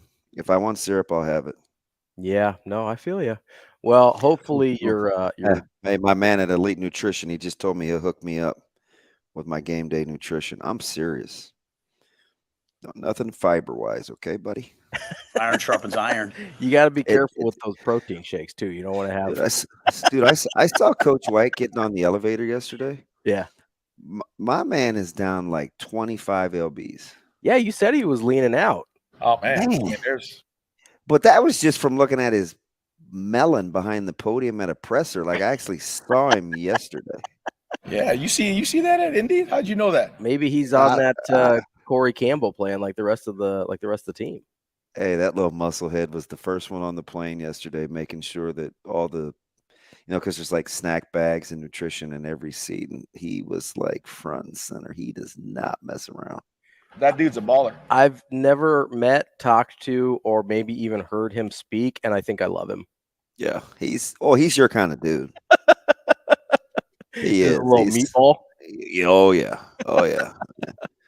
I'd be like, hey, can I just like hang out? You don't have to talk to me. Can I just hang out? And he's really, really competitive too. Like he'll change your gait when you're walking if it doesn't look right. Oh, I love that. That's incredible. Yeah, he's that dude. My stuff right there. He literally will keep you on your toes. I love it. All right, coming up here in a couple minutes, we will talk to our friend Brian Edwards. We got real live college football this weekend, Damon. We got to get our betting game right. I'm excited. With B. Edwards. That's coming up next on Betting and Lulla.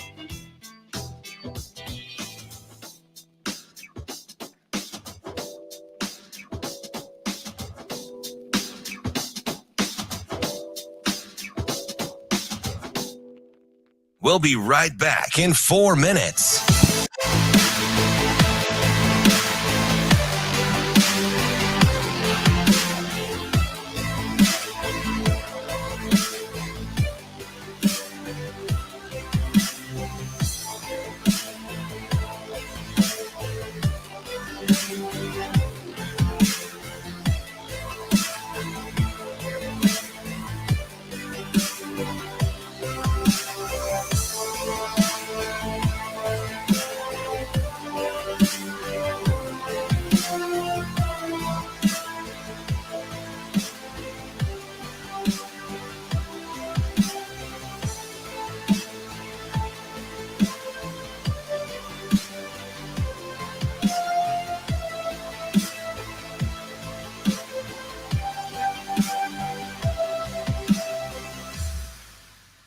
We'll be right back in 3 minutes.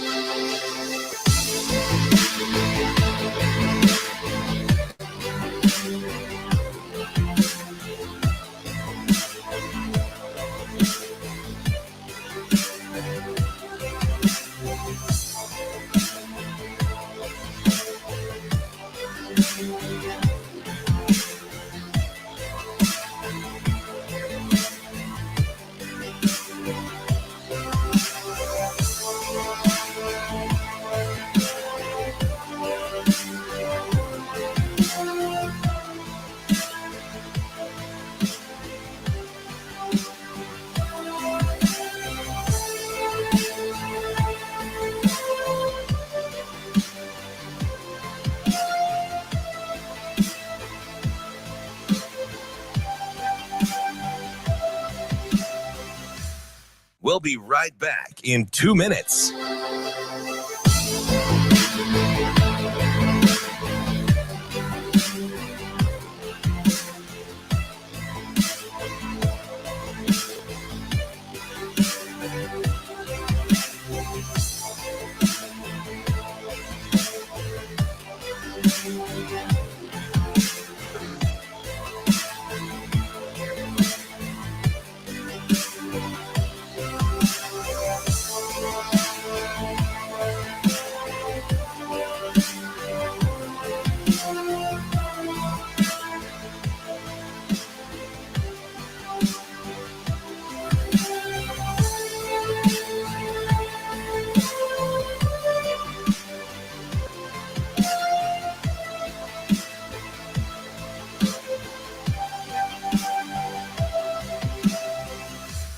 We'll be right back in 1 minute.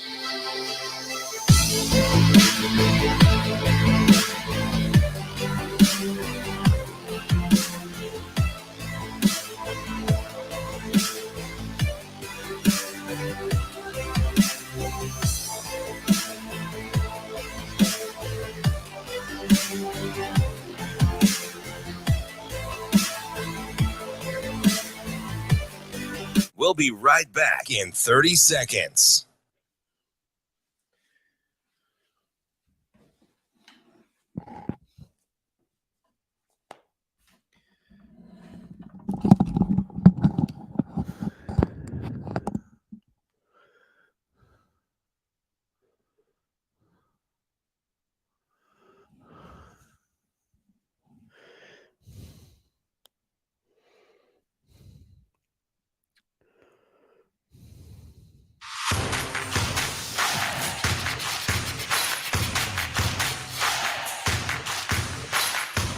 Hurrdat Sports presents the Damon Benning Show with Ravi Lulla. Now, Vegas insider, senior handicapper, and fan of the cold Budweiser bottles, Brian Edwards. It's got to be touchdown, touchdown, touchdown. Brian Edwards. I don't really love it. Brian Edwards. Were they using the cream cheese to butter the bagel? Brian Edwards. I'm going with the cowgirl. Here is Brian Edwards.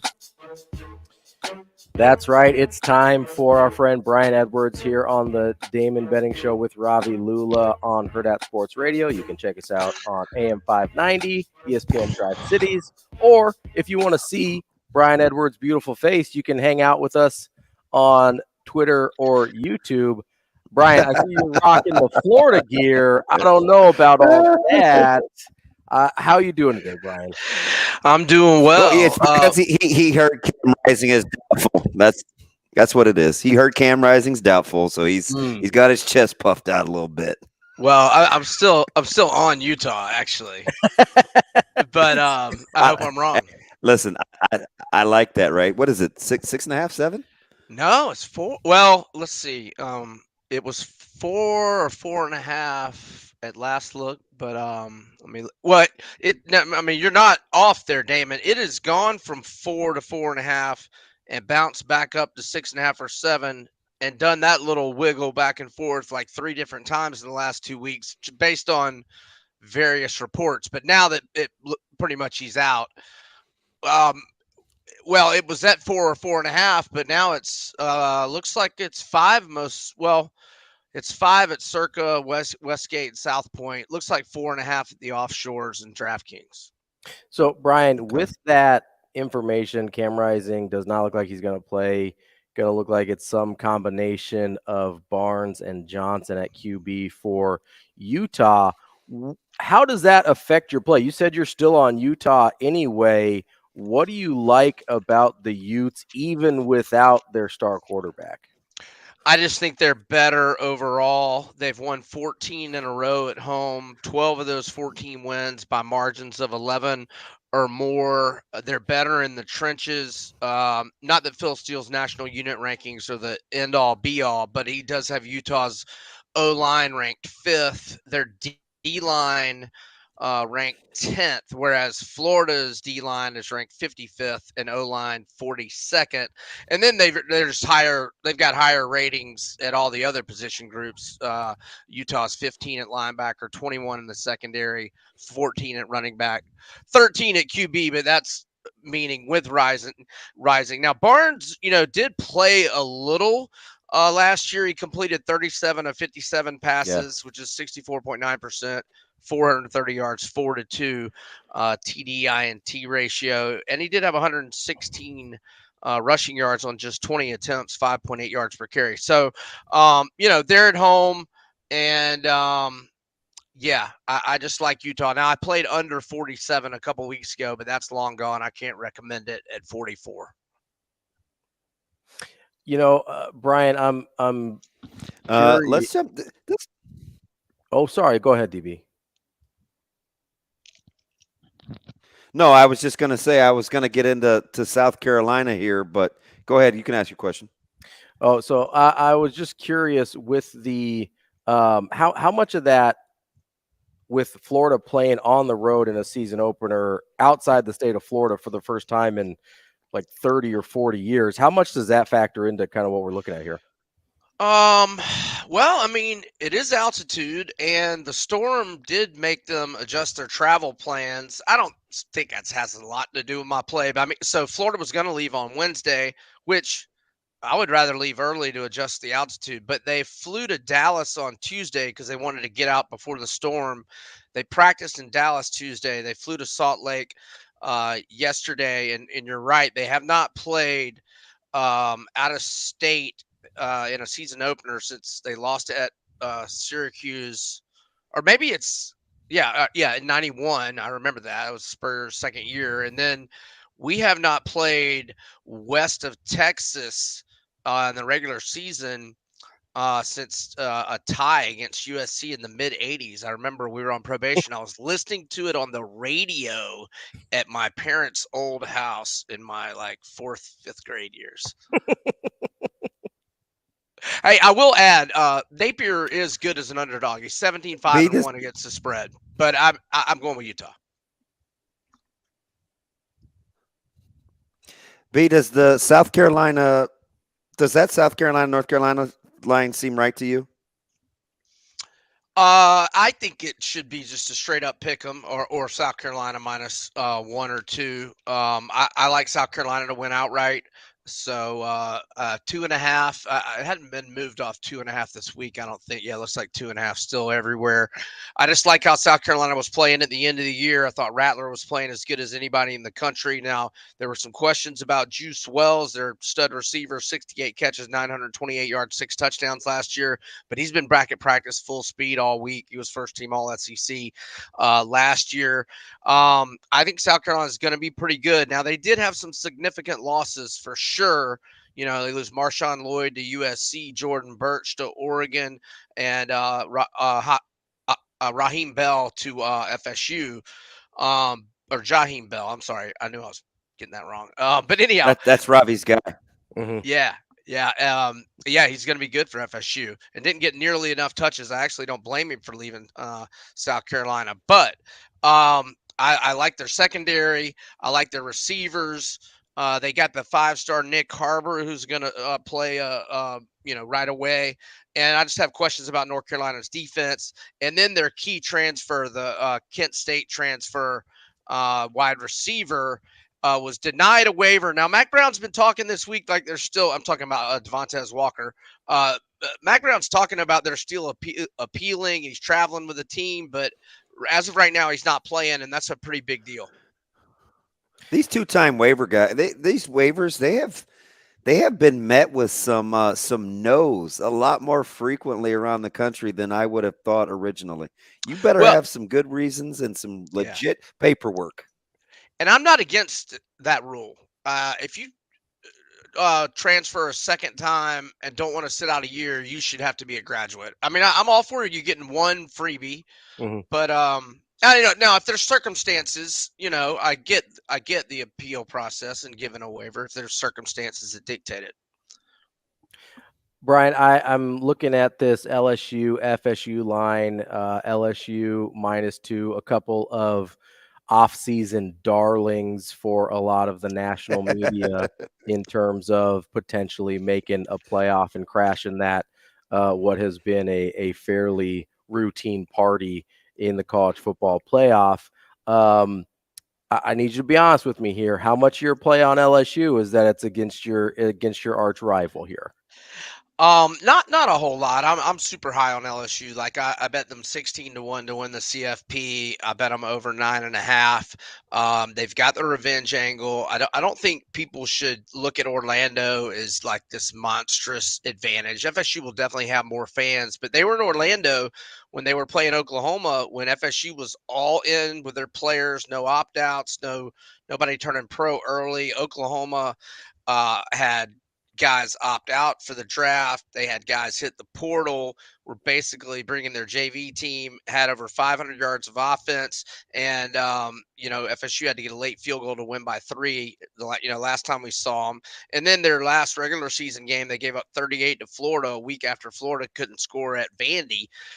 So I have questions about FSU's defense. And I know LSU ended up being a highly ranked team, but when they actually played the games, FSU only played 3 ranked teams last year, and they lost all 3 of those games. So for them to get to 10 wins last year, it was an accomplishment because they had been on hard times, but I think it's created a little too much offseason love. Now, I do think all the Jordan Travis love is legit, and I do think that Keon Coleman was a great get, the Michigan State transfer in the portal. Now, one of their projected starting receivers, Ja'Kai Douglas, is out for this game, but LSU's got a couple of guys that are out. They've got some injuries in the backfield, but they're deep there. And then their stud defensive tackle is got a 1-game suspension. He's not going to play, and I'm talking about Mason Smith. But I still like LSU if you can get them -3 or fewer. And at last look, they were 2.5 at most spots. There's 2 state schools that are playing this weekend that I think are better than the public thinks. One of them's Fresno State. The other's Utah State. They're catching a big number. What do you think? For me, this is more fading Iowa than Utah State, but I'm on Utah State.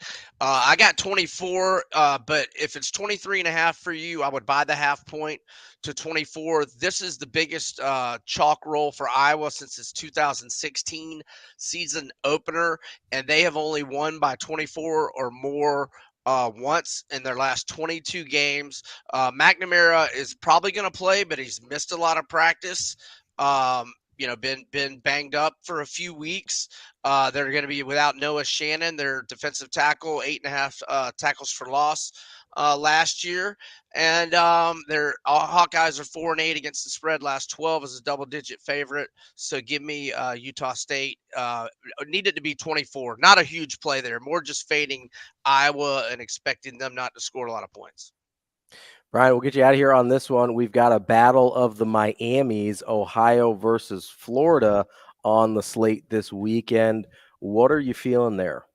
Okay, I'm going to go against the Canes. I'm going to go +17 Miami of Ohio. Same thing It's here. a weird number. Light. Yeah, if it's 16.5, buy it to 17. Miami of Ohio, 9 starters back from a defense that only gave up 22.6 points per game. They made a bowl, even though Brett Gabbert, their star QB, got a season-ending injury in week 4. He's got a 45-4 TD/INT ratio, and he's back and healthy. That's our guy, Brian Edwards. We appreciate you as always. We'll talk to you again next week. Enjoy week 1, fellas. Good luck to the Huskers tonight. That's Brian Edwards from MajorWager.com, BrianEdwardsSports.com. We'll be back with more Benning and Lulla here on AM 590 and ESPN Tri-Cities. We'll be right back in 4 minutes.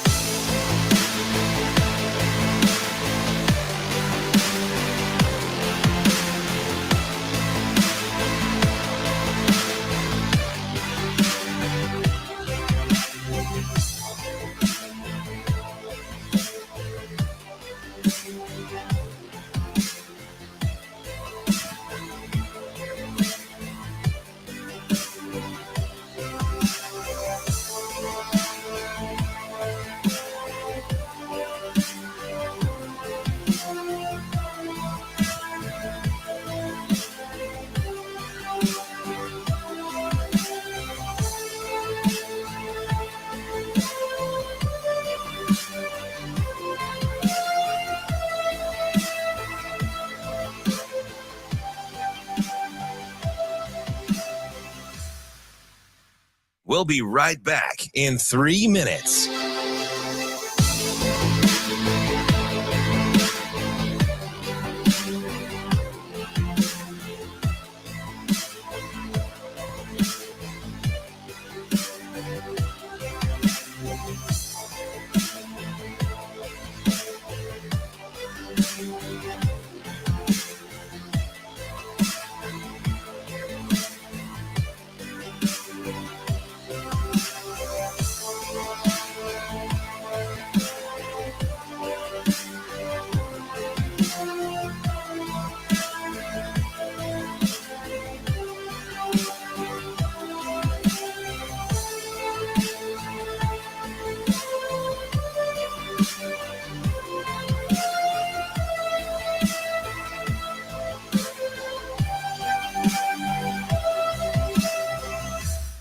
We'll be right back in 2 minutes.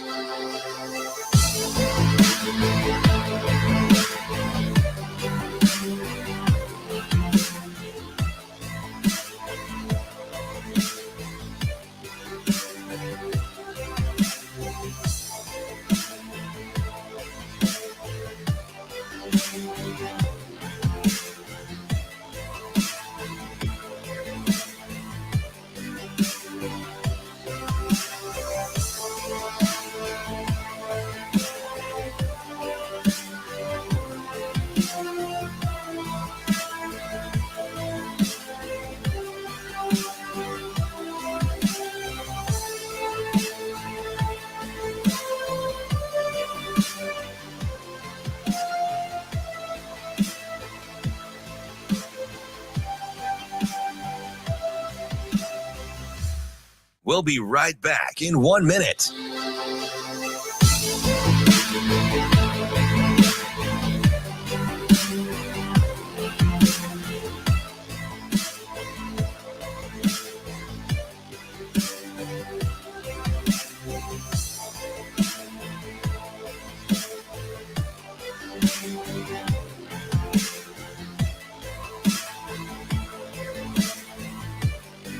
We'll be right back in 30 seconds.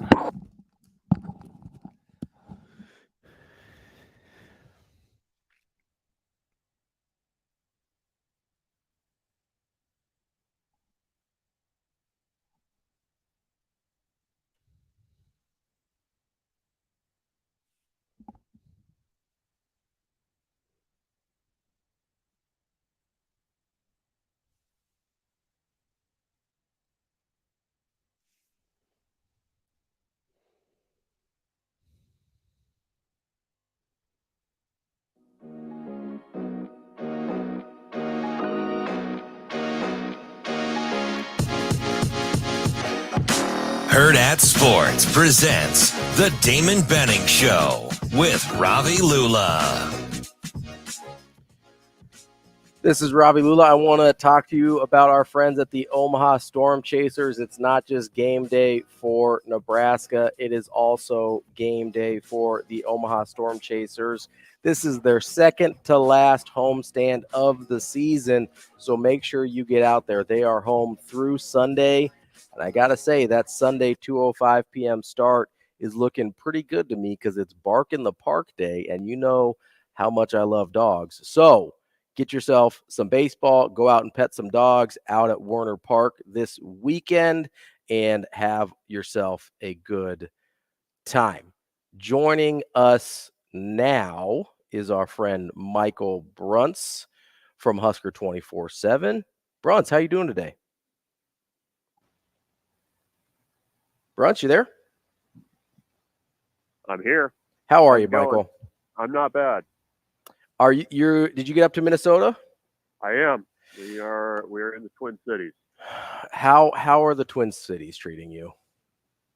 Not bad. There's a little swagger in the Nebraska fans down at the breakfast buffet line in the lobby. So it's been a good trip so far.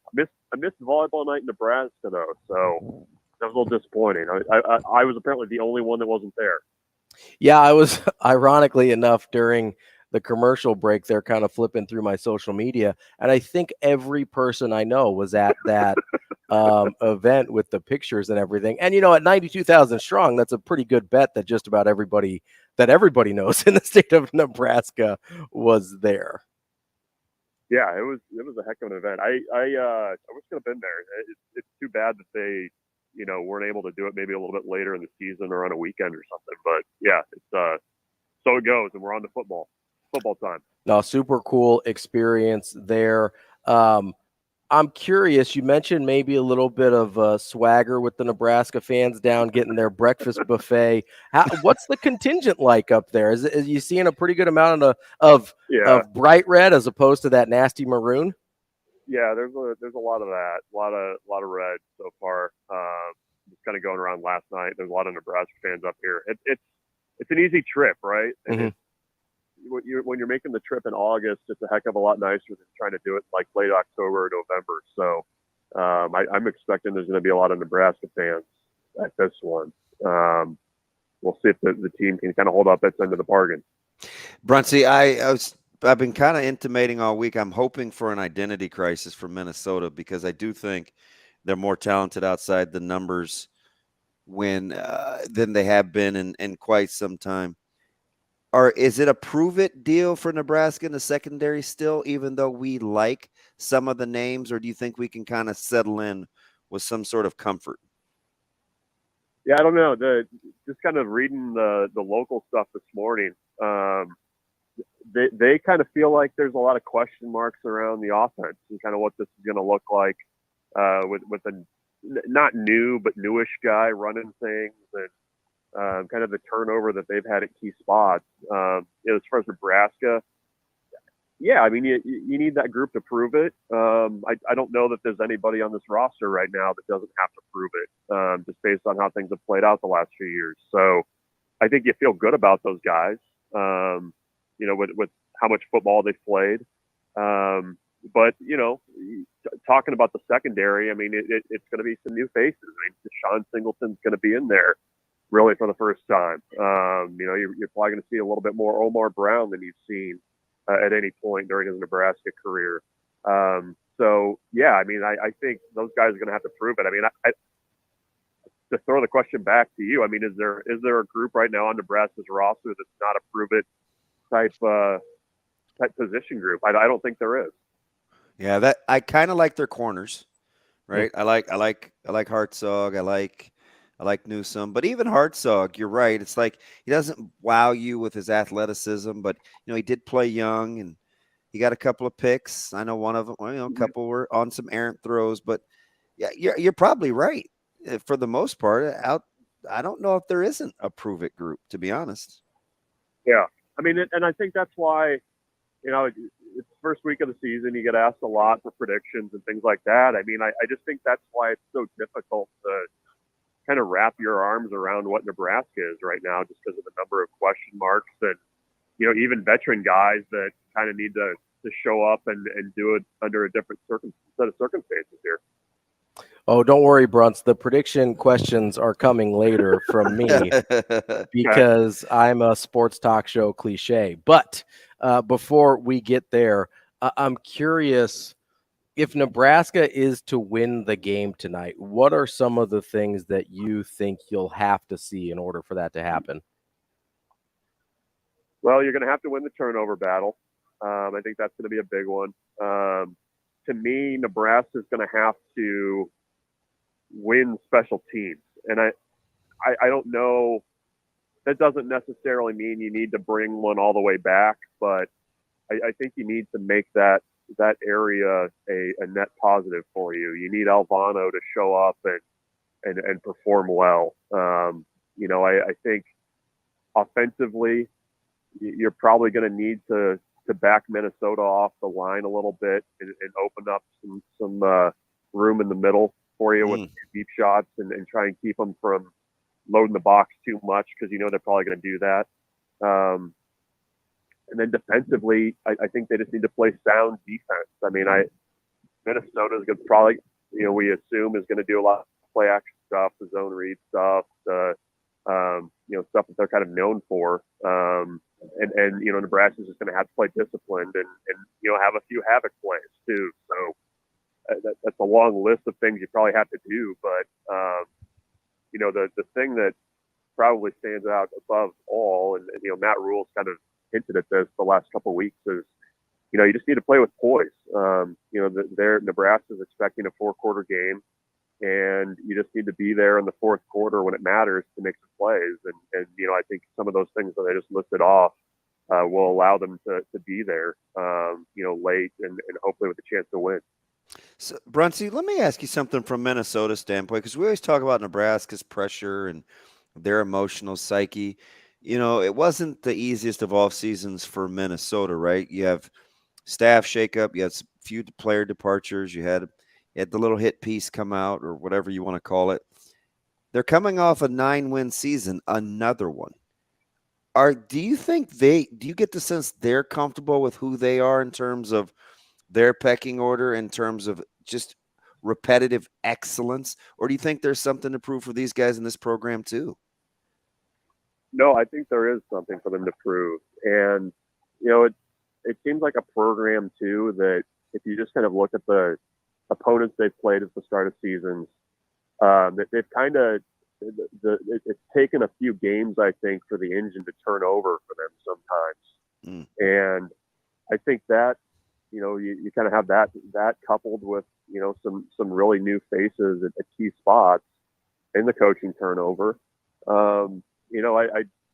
You don't want to say you're catching them at the right time, but I think this is probably a team that is going to need a few games to kind of get its feet under itself a little bit. So, yeah, I mean, I think, they're a program that has things to figure out, and certainly a lot of question marks too. I mean, I think, obviously covering Nebraska, I'm very laser focused on Nebraska's shortcomings and what they need to do to kind of get things rolling the right direction. But I mean, Minnesota's like a lot of teams in the Big Ten West right now where, everybody's got question marks, and some pretty significant ones.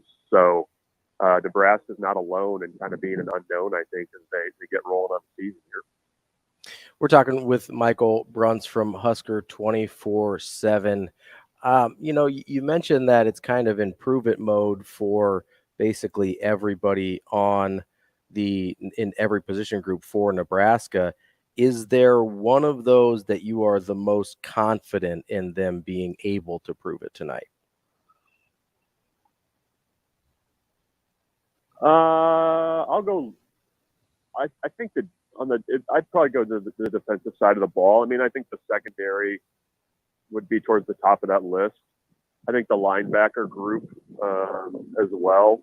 It has guys that I think fit this scheme really well, and I feel moderately confident that they can, piece together a decent rotation. I know they've had some injury issues at times during fall camp, but I know they love John Bullock and what he can be, and I'll be curious to see kind of how he holds up in a Big Ten pounded out type game that I think it's going to be. But I think the secondary, I think probably. If the line can do its part, I think the running back group can get some work done as well. So I'd probably say running back and secondary, with the linebacker group kind of trailing behind those. You have an X factor position group tonight, out of the obvious, that you think offense or defense that may catch us and Minnesota by surprise?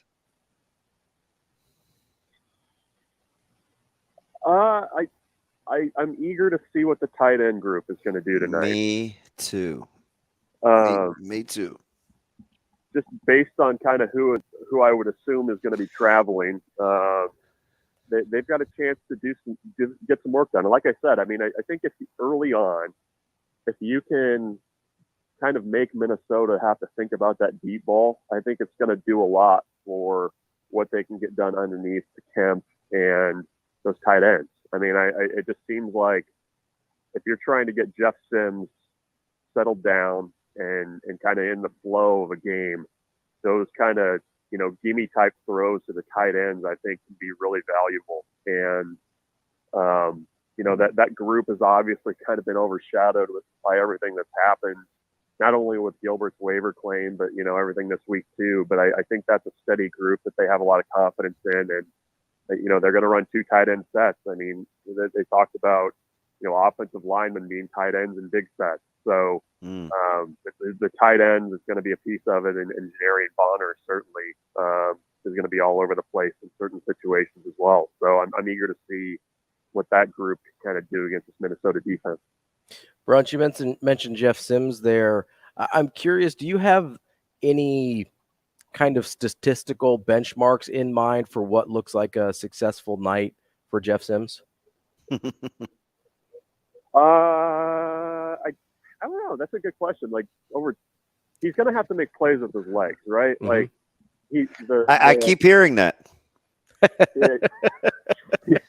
People are talking. but I mean, it's going to be, those plays on like 3rd and 9 where he gets 11, slips out and gets 11, or, converts a 3rd down with his legs. I mean, that's that's going to be the most value, I think, to me tonight. The turnover number with him is going to be huge. That's a big statistical benchmark. But I don't know. Let's say he throws for 200 and runs for 50, 60. I mean, I don't know. I mean, I think it's going to have to be a pretty balanced night from him. I don't think that Nebraska is just going to sit back there, drop back, and chuck it much at all tonight. I don't know that this line is built for that. So I think a lot of, and I don't know what my number is that I've arrived on yet, but a lot of his work, I think, is going to be done on those plays that just make defensive coordinators, kind of eat their hat, where you feel like you got him handled and bottled up and he gets out and he keeps the drive moving. I think that's going to be the number of those types of plays that he makes, I think, are going to be a bigger measure of his success tonight. Man, I know these are like concrete numbers, so it's going to defy what I'm getting ready to say after that. But, like a 17 of 24 for a 200-yard night and 9 carries for 45 yards doesn't sound dynamic. But sometimes that's all they'll need. And I say that's all, like, you just get out of the rack and do that. But it's like if they're playing the way that they want to, that might be all it takes. Like I'm just a little, in the back of my mind, I'm a little concerned that we built him up to be this mythical Michael Vick-esque figure. And I just don't know if they need him to be that, right? Stay on schedule, run the ball, and be efficient. That should be the narrative. But somehow it's turned into this that he's like Randall Cunningham on crack. It's like I don't get that sense. You need him. You don't need him to be Michael Vick, but you need him to be more than Trent Dilfer. I mean that's. Well, you settle for a Donovan McNabb. No, I'm kidding. As we listing, like, I'm just glad you used a non-African American quarterback, Brunsey. That lets me know that we're not stereotyping too much. I mean, Trent Dilfer. I mean, good job there, Brunsey. No, but I mean, he's no Mark Wilson. He doesn't need to be Randall Cunningham, but I do think like those types of plays are what. I think Nebraska really likes that he can do, right?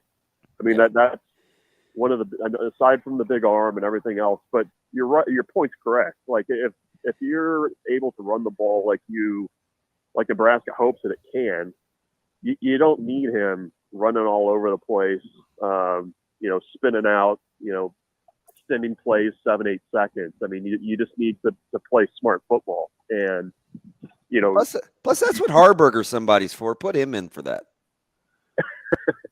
Yeah, I mean, but I think that's I'll be eager to see the reaction tomorrow when people see Jeff Sims in this game, because perhaps the way that he's been, like, I think your point is correct. I think that people kind of have this image in their mind of a particular kind of quarterback, and the way that Nebraska wants to play, you don't necessarily need kind of the crazy legs, 400 yards of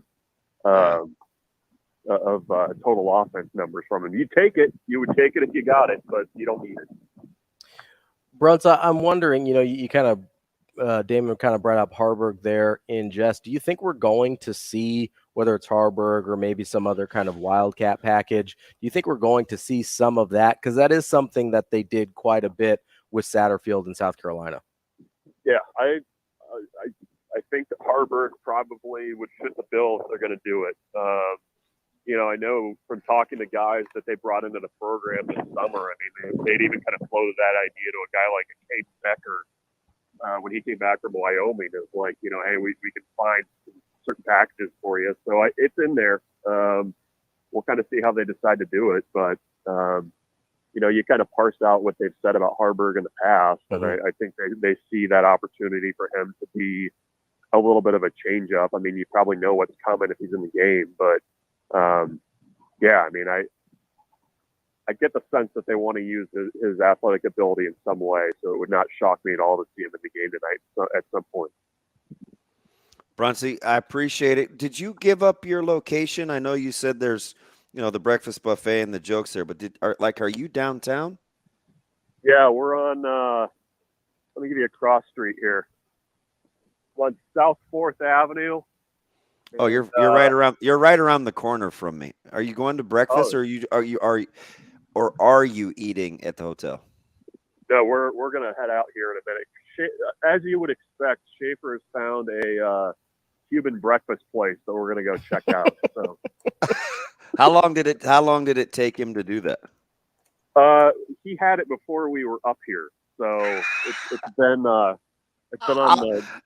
the manifest for a while. I'm not mad at him because I know it's either going to be Victor's or he's going to Maria's. Which one is it?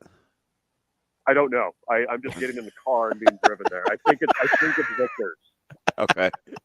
I don't know. There should be bacon involved. Hey, it's not like I spent 8 hours yesterday looking for a good restaurant and settling on breakfast for dinner yesterday. I'm still mad at myself, Brunsey. Yeah, BC swears by this place called the Hen House that's kind of down here somewhere. Well, if you're down there, you might as well just go to Keys. I don't know what that is. Is that a breakfast place? Yeah, it's pretty famous. They have one in Wisconsin too. I went there with my buddy Brian a long time ago. He's a big Keys guy. Got it. Well, how much longer you got here? We want to pick you up? I've got about Ravi. 40 Robbie will kick me out in 40 minutes. I don't know if I can wait that long. Sorry. Well, I'll be moseying around with the rest of the homeless people downtown, Brunsey. That's where you'll find me. Got it. We'll look for it. All right, buddy. Real quick before we let you go, I told you I was going to ask, and I'm going to. Let's get a season prediction and a prediction for tonight. Would you stop? I'm not going to stop. No, never. He said no. No, Damon, zip it. No. A perfect total would be 6.5 wins. I'm going to go on the low side, having not seen anything, so I'm going to go 6-6. Okay. And I think Minnesota barely nips Nebraska tonight. I think I had a 25-22 score. I kind of like what that. I put on the site today. So that's where we're at. All right, Michael Brunt sipping on the Haterade for Coach Rick tonight. Say hi. High quality H2O there, Brunsey. Say hi to Schaefer. Unlike me with my propel, we're going to propel Nebraska to victory. That's right. All right, buddy. That's Michael Bruns from Husker 24/7 on the Warhorse Sportsbook phone line. Well, listen, I gotta give him a little bit of crap. Just I like optimists. I do too. I'm definitely concerned though. Are you vibing with me though on our misconception, I think, of Sims, or do you think he's just going to come out and be? Watch him come out and be like Vic, and I'll be like, damn DB. No, I think you're right. I just don't see it. I think you're right. I just don't see it. I think they're going to be incredibly particular about when they ask him to make big plays. Mm-hmm. I don't think they're, we talked about this on the podcast last week, right? Where I think they're going to put him in positions to be successful and not in positions where he has to do everything, right? And if that's the case, then he's not going to look like Michael Vick or Johnny Manziel or whoever else, where they're just the entire. There you go. Way to shake it up with an athletic. He's not Steve Young, right? Yeah, because the entire offense was built around those guys, right? Yeah, I could just offense was predicated on Johnny Manziel just wiggling around. Young. Well, so would the rest of the free world, Shane. But like I said, I like a 17-25 for a $190, and like maybe 9 for 45 or 8 for I just don't think it. We've got this thing built up like. And he told you right away in the presser, he's like, I'm a pass first guy. Am I big and strong and athletic? Sure. But it's been mostly out of the scramble. Like design quarterback runs take more than just athleticism. Yeah, no, there's a different skill set there, right? There's a different skill set. Especially with the if you get involved in any sort of read game. Yes, right? with your eyes, right? Yeah, yes. Because that's one thing that, obviously Taylor Martinez was an incredible runner. I don't think he was very good at the read stuff. No, he wasn't. It was I think he predetermined when he was going, he was going. Yeah, and so that's a totally different skill set than a scrambling quarterback. And so I don't know. Maybe he's got the skill set to do more traditional design QB runs or QB reads and stuff like that. but that's not really what was asked of him at Georgia Tech. It was more. And so far, that just hasn't served Nebraska well, right? No, I mean, and I don't know that they've had the guy for it, right? I don't know that they've had the guy that was good at that. They see athletic quarterbacks and they assume they can. Well, teach that. Healthy Martinez was pretty good. We just. No, he was a good runner. He wasn't a good leader. We didn't love being so quarterback centric in the run game. We didn't love being so quarterback centric in the run game with Jamal Lord. Now we bought Frost some time because they won, right? But it's like, look at his passing stats. I mean, we wouldn't stand for that today. No, absolutely not. All right, coming up next, I want to get to some keys to the game from Damon and myself. We will give predictions at the end of the show because I am making Damon do that. Sure to go wrong. Because I'm on the broadcast. I can't do predictions. Okay, whatever. You work for Hurrdat right now. You can work for Nebraska later. This is Benning and Lulla. We got more coming up next. Bossy.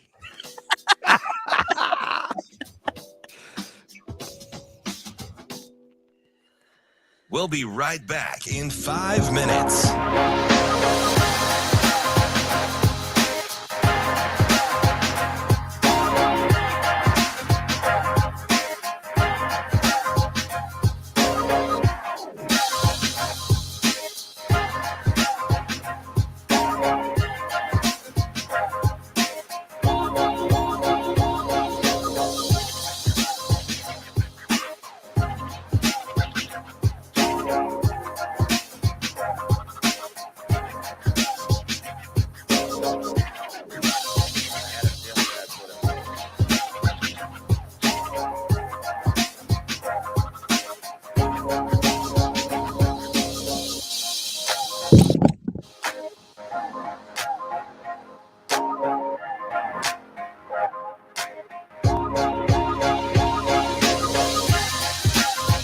We'll be right back in 4 minutes.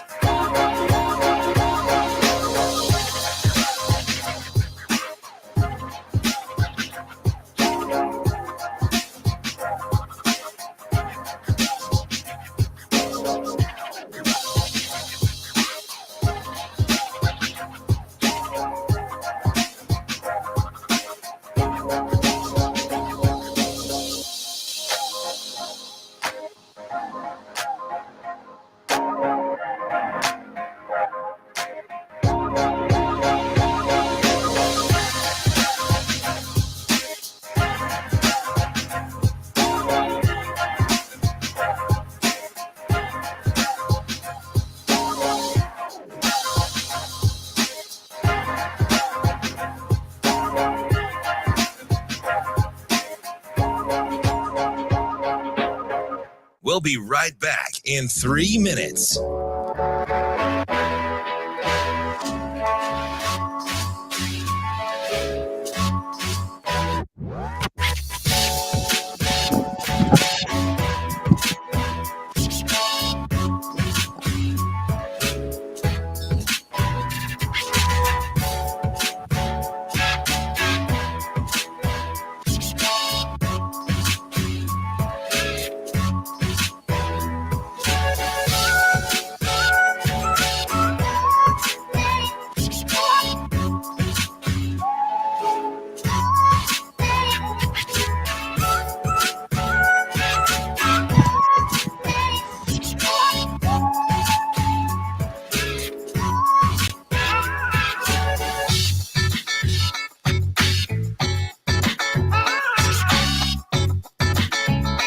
We'll be right back in 2 minutes.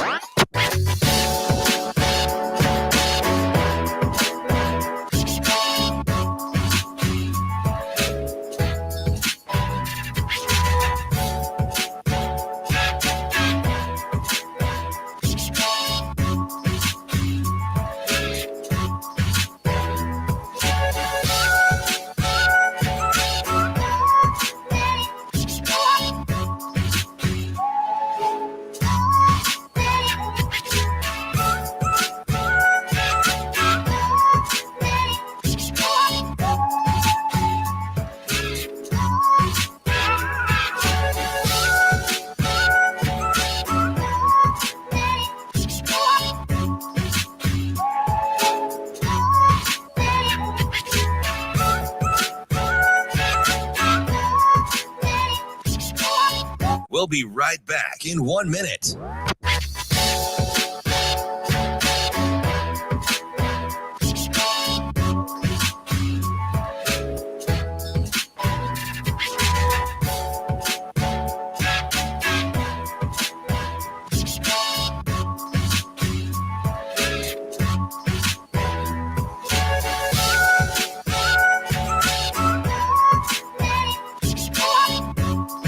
We'll be right back in 30 seconds.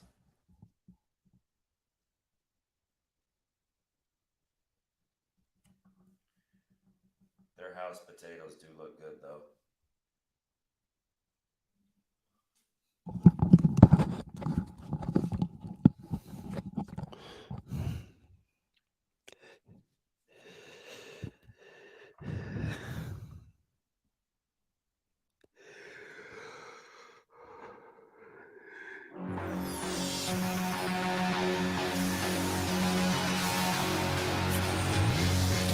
Hurrdat Sports presents The Damon Benning Show with Ravi Lulla.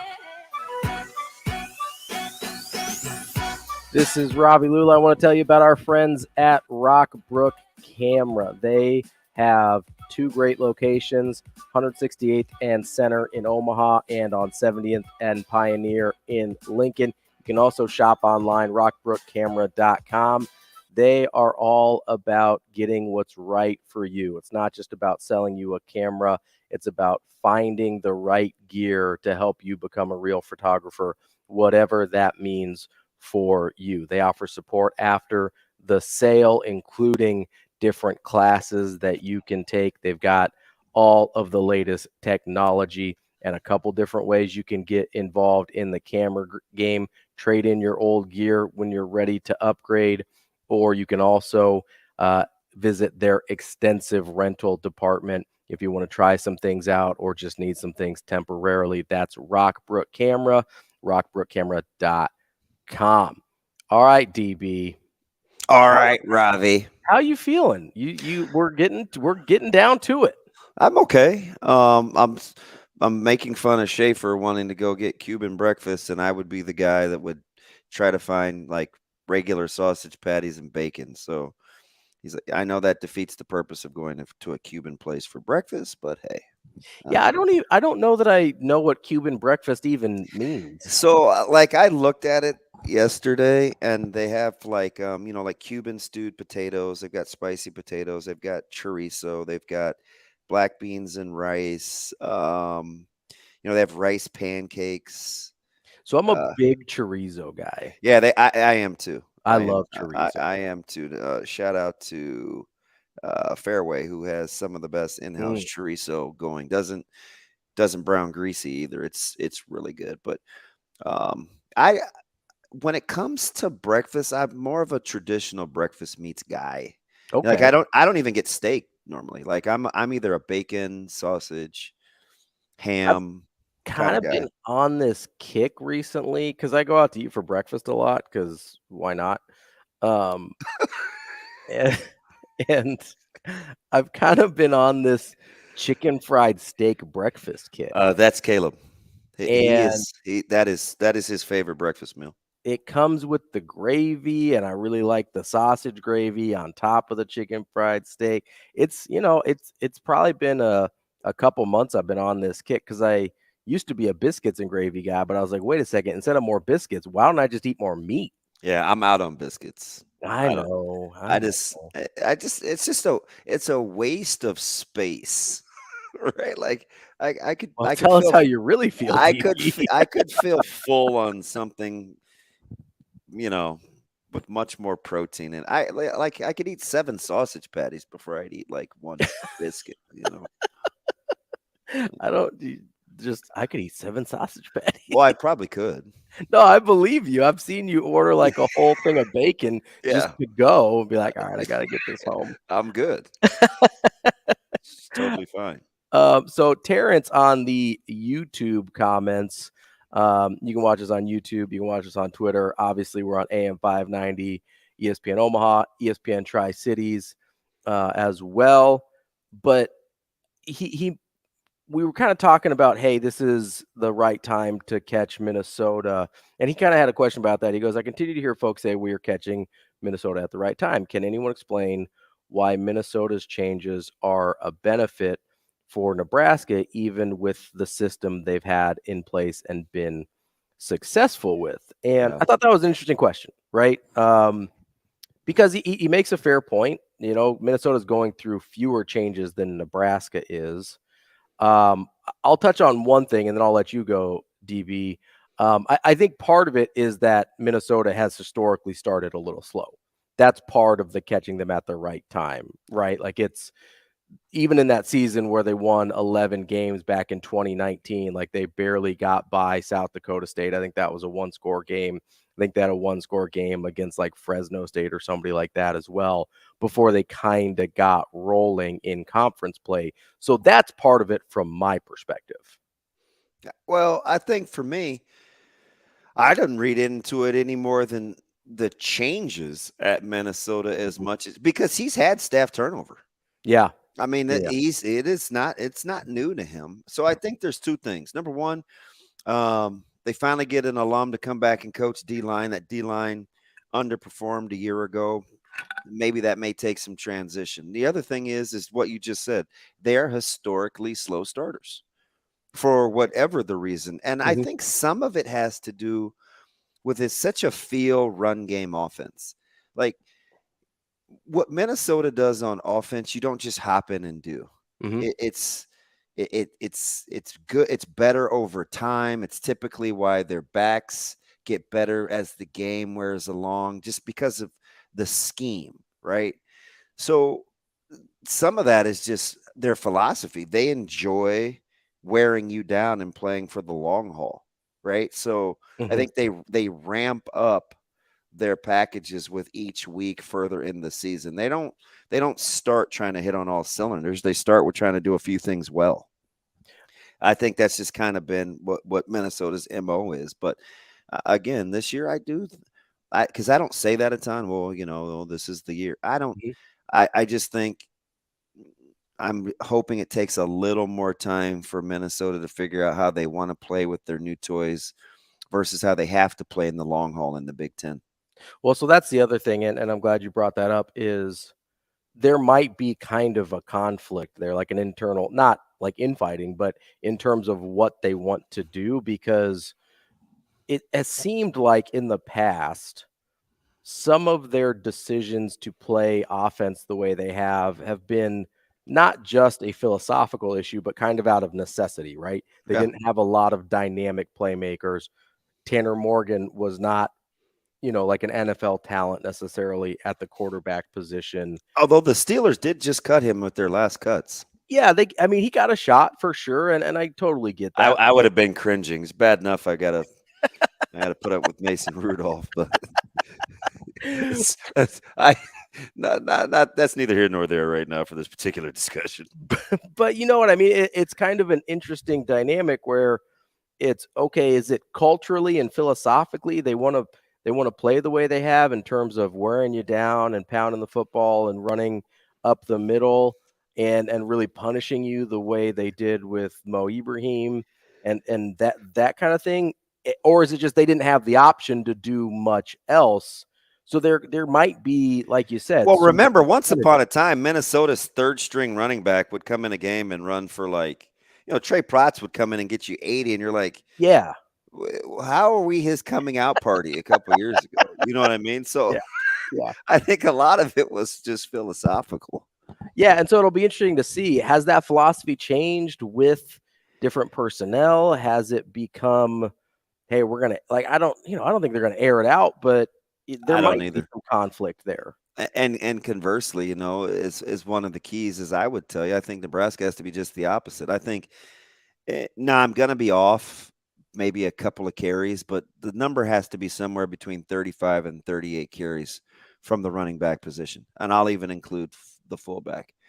So if I give you 38 runs from the backfield and I give you 7 design QB runs, you're probably at like 45 plays. Mm-hmm. that leaves you room for 24 pass attempts, and that would include probably a few scrambles. Maybe he's got to pull the ball down or and run, or another Actually quarterback led comes the- in and run, and that gets me to about 69, 70 plays. I just think if Nebraska's playing the way that they want to, that number from the running back positions has to be in the high 30s for them to be playing well. High 30s. You don't want Jeff Sims to run the ball 15 times a game. No, and I don't think they want him to, right? That's what I mean. Yeah. I again, give me 17 of 25, 3 touchdowns, no picks, 1 pick. I'm going to give you a little grace on 1, right? Deflections happen. Yeah, exactly. But commit to running the football. Because right now I think Minnesota's going to go too deep up front, at least for those in that first half, because they're looking for some guys to step up and have to deliver. Yeah, I'm on the same page with you there, and in terms of the play distribution, right? We talked about this a little bit before. If he throws more than 25 times a game, I'm going to start to get real uncomfortable.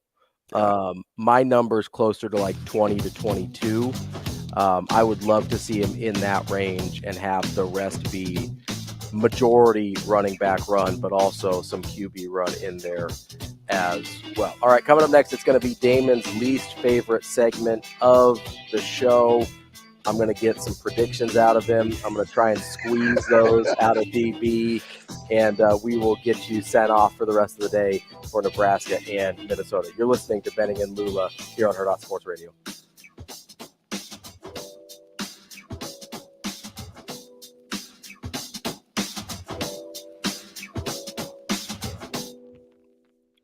We will be back in 4 minutes.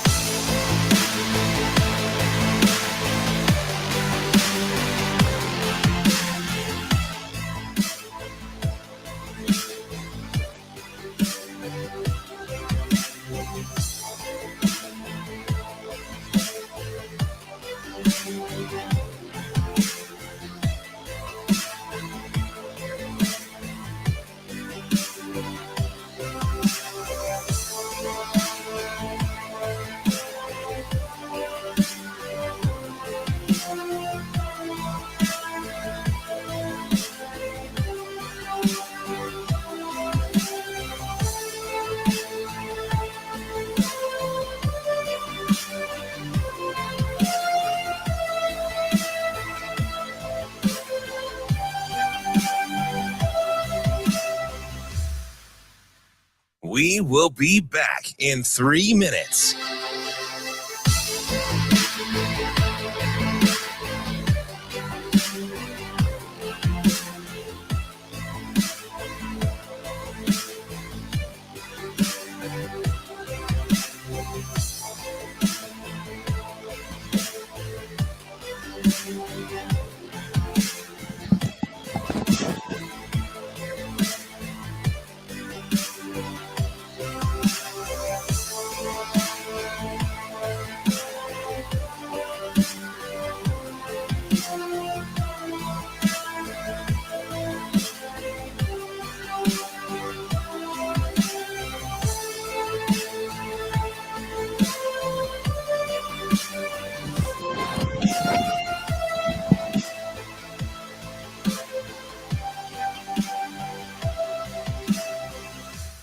We will be back in 2 minutes.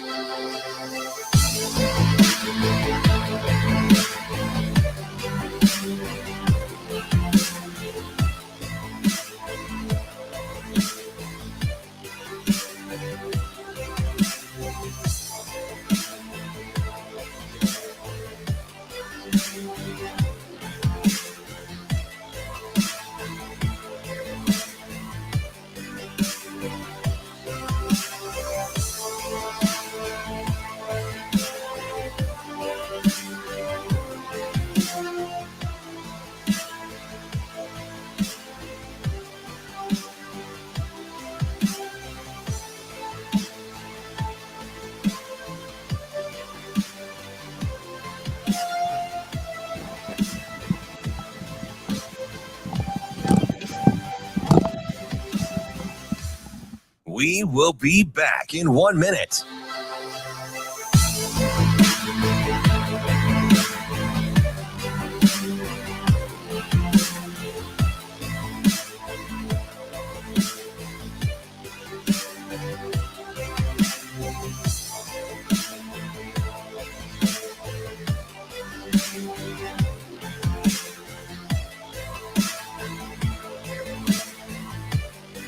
We will be back in 30 seconds.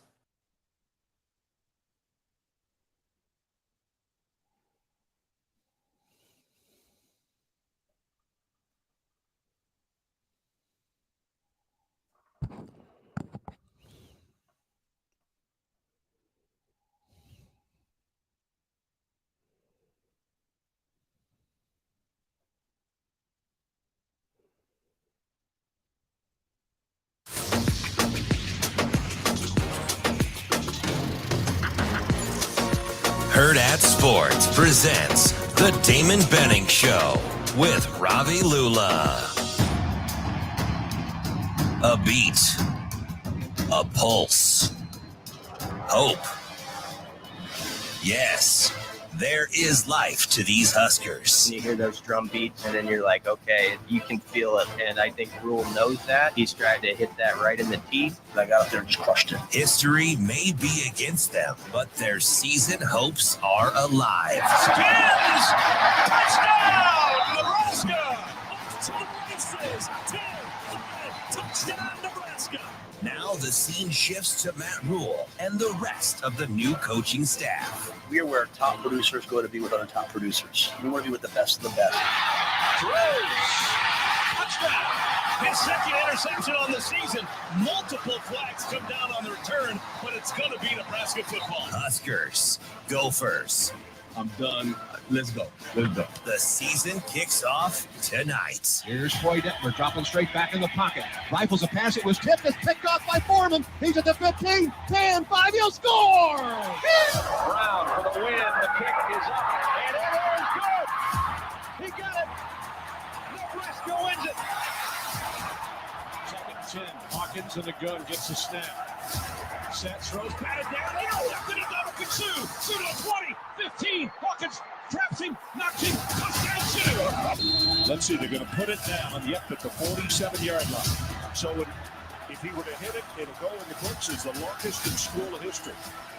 This is an attempt at 57 yards. Does he have enough? Is it long enough? He got it!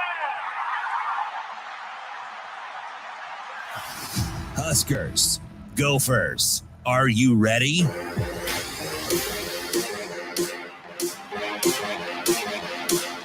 We are ready here on the Damon Benning Show with Well done, Shane Schillerberg. Well done.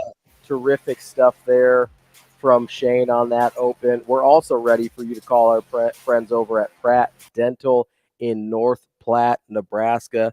Dr. Pratt is the only dentist in Nebraska that provides the BioClear method and modern smile design. It can correct many aesthetic dilemmas in a permanent and less invasive manner than traditional treatments such as crowns. Make sure you give Pratt Dental a call at 308-221-2800. Damon Benning with me here. Ravi Lulla. How are you feeling about our prediction segment? I know you're not a predictions guy. Well, I mean, it's fine. Like, I'll go out on a limb. Okay. I do them all the time for other sports. Mm-hmm. It's just when it comes to Nebraska or college football in general. Mm-hmm. Yeah, I mean, injuries. Yeah. Injuries. Well, I mean, like our guy Cam Rising tonight with Utah, right? I'm a big fan of Utah. Yep. I love their lines. They'll still win though, but I get it. Yeah, I totally get it. But you wonder how long does that Cam Rising injury linger into the season? You know, even when he is cleared, how healthy and effective is he going to be? What do the backups look like? I mean, Nate Johnson runs like a 10-5, 100 meter. Like maybe Nate Johnson's incredible. I have no idea. So I totally understand what you're saying there. Because if they've got a healthy Cam Rising, like I said before, I kind of like them as a sleeper playoff team. Without him, they're probably not in that category unless one of those backups surprises me. So I get what you mean. And listen, if there's injuries and stuff, I won't hold you to it. We'll give you a little grace here if we've got some injuries. But before we get to season predictions, I do want to talk about the game a little bit tonight in terms of how it's going to go. Is there a game? Are you guys going? Are you guys going? Can you believe that stadium only holds 50,000? I thought it was more than that. No, I think they kind of made it that size on purpose. You know, they wanted a venue that they could get packed a lot easier. I mean, listen, Minnesota Gophers football isn't drawn 90,000. You know what I mean? Like, that's just not with the pro sports up there. That's just not the vibe. That's what I took away from it. At least I don't know. Maybe I'm. Yeah, Sam, we're going. Maybe well, you're going. I'm not going. You're already up there. Well, apparently half of Nebraska's media is here as well. Although I've only seen a couple of the guys. Well, you know, you do kind of like to keep to yourself sometimes. Maybe you I know, and if I was gonna go out on a limb, I would have met Sip and Robin last night, but I did not feel like getting dressed for Murray's. You weren't feeling so it's not that you weren't feeling the steak. You weren't feeling the having to. No, I would have eaten the steak, gladly, right? But I'm like, they had reservations. It's kind of bougie, and I was like, nah. So it wasn't a hoodie restaurant, is what you're telling me? No, but Hell's Kitchen was amazing. It was amazing. All right, let's get into Sans the guy urinating in the corner. Well, that's less than ideal. Had Andy Kendi mortified. Say, what the? That's not how you want to experience a burger, right? No. So you know, we've talked about obviously the game tonight with a lot of different people today. Michael Rose-Ivy earlier, really good stuff. Michael Bruntz. We like the Michaels today, apparently. Michael. And then, you know, obviously on Twitter and YouTube, we've been chatting with people all show as well. So I'll ask you some of the same things that I've been asking everybody else at this point, because I like to get your perspective on things. That's why we do a radio show together, I guess. But I sure hate what you have to say, but man, can we work together? That would be a tough hang. Wow. But so if Nebraska wins tonight, what are some of the things that for you are total non-negotiables? Like, it has to happen if Nebraska gets a W. Staying on schedule on offense, number one. Okay. I just can't afford the silly false starts, procedural, can't get lined up correctly, that kind of thing. Because it's not that they can't overcome it. It just lets me know where your head is at. Mm-hmm. So I think that's number one. The other thing is I think you have to break even in the kicking game, right? No cheapies, sudden change. You got to be on your A game. And then the last one is the easiest one, and people hate to say it or hear it, but it is what it is. I'd like to have a year where Nebraska can finish on the plus side in terms of the turnover margin. Yeah. It's like finding a unicorn the last 20 years of this program. It's just, they just don't come out on the plus side of turnover margins. So got to take care of the football and give you a good chance to be in this thing. Yeah, I believe they have, since the crazy 2003 season where they created a ton of turnovers, specifically interceptions. Was that Bullock and those guys just running rampant? Yeah, they ended up with like 20 some interceptions as a group. That was Bo's year as the D coordinator. Besides that year, since then, I believe they have finished in the plus margin on turnovers. 1 year, it was 2016 with Mike Riley, and they started that year, 7-0? Yeah. And they were only like +2 in their turnover margin. It's not like they were killing it, right? They were just better than terrible. Just take the ball away more than you give it up. Which is not a big ask. I know it feels like it in Nebraska at this point because we're going on 2 decades of futility in that area, but it's actually a very doable concept, right? Yeah. Sam took the deep dive, right? The more quarterback run game you have as it being the focal point, the more apt you are to turn the ball over. And we're going through 15 years of it. Well, And- probably 10. I don't want to exaggerate. TA was more dual. Martinez, Taylor was the run guy. Adrian Martinez, super run heavy. It lends itself to putting the ball on the carpet. Yeah, it certainly does. On the season prediction side. Oh, so let's get your game prediction for tonight. What are you feeling? I know earlier in the week I said 24-20 Nebraska. I'm gonna change that a smidge. I'll go 24-23 Huskers. Okay, we got a W from DB. I'm gonna go 2017 Nebraska. The score, not the year. 20 for Nebraska, 17 for the Gophers. We got about 2 minutes left here, DB. So I won't torture you with schedule talk as we get your. I'll give you a season prediction though. Yeah. So let me just lay it out here for you real quick because I told you I was going to try and get you to six wins. So I think there's only one game on the schedule that they just can't win, and that's Michigan. Is that fair? Fair. I think there's 4 games that are very winnable. Colorado, Northern Illinois, Louisiana Tech, Northwestern. Is that fair? Yeah, they win all 4 of those. Okay. That leaves me one game they probably should lose, which is Wisconsin, and 6 games that I think are coin flips. That's Minnesota, Illinois, Purdue, Michigan State, Maryland, and Iowa. Is that fair? Yeah. See, I throw Purdue in they'll win. So okay. I'm already at 5. I'll say, so you're already at 5. So all you're asking for is to get you to a bowl game that you go 1-4 in coin flip games. Yeah, I don't think I'll be home for the holidays. Nebraska's going to go 7-5. Boom! I got you all the way to 7-5, baby. That was the goal. I do not think I will be home for the holidays. I'll be back for New Year's, but I don't celebrate that really anyway. Yeah, I think Nebraska goes 7-5. I tried to get to 6-6. I did. Yeah, but if you've got Purdue and a will win, it's hard to get lower than 7. Yeah, I've got them at 7-5 as well. That means they'll be 5-7, and everybody will be pissed, and it'll be like, man, those 2 guys, bunch of yahoos. It's a bunch of yahoos on Benning and Lulla. That's what we do, though. DB, we appreciate you making things work with the hotel room. Make sure you stick around. No telling what you're going to get tomorrow morning, though. I'm just telling you because I won't have slept.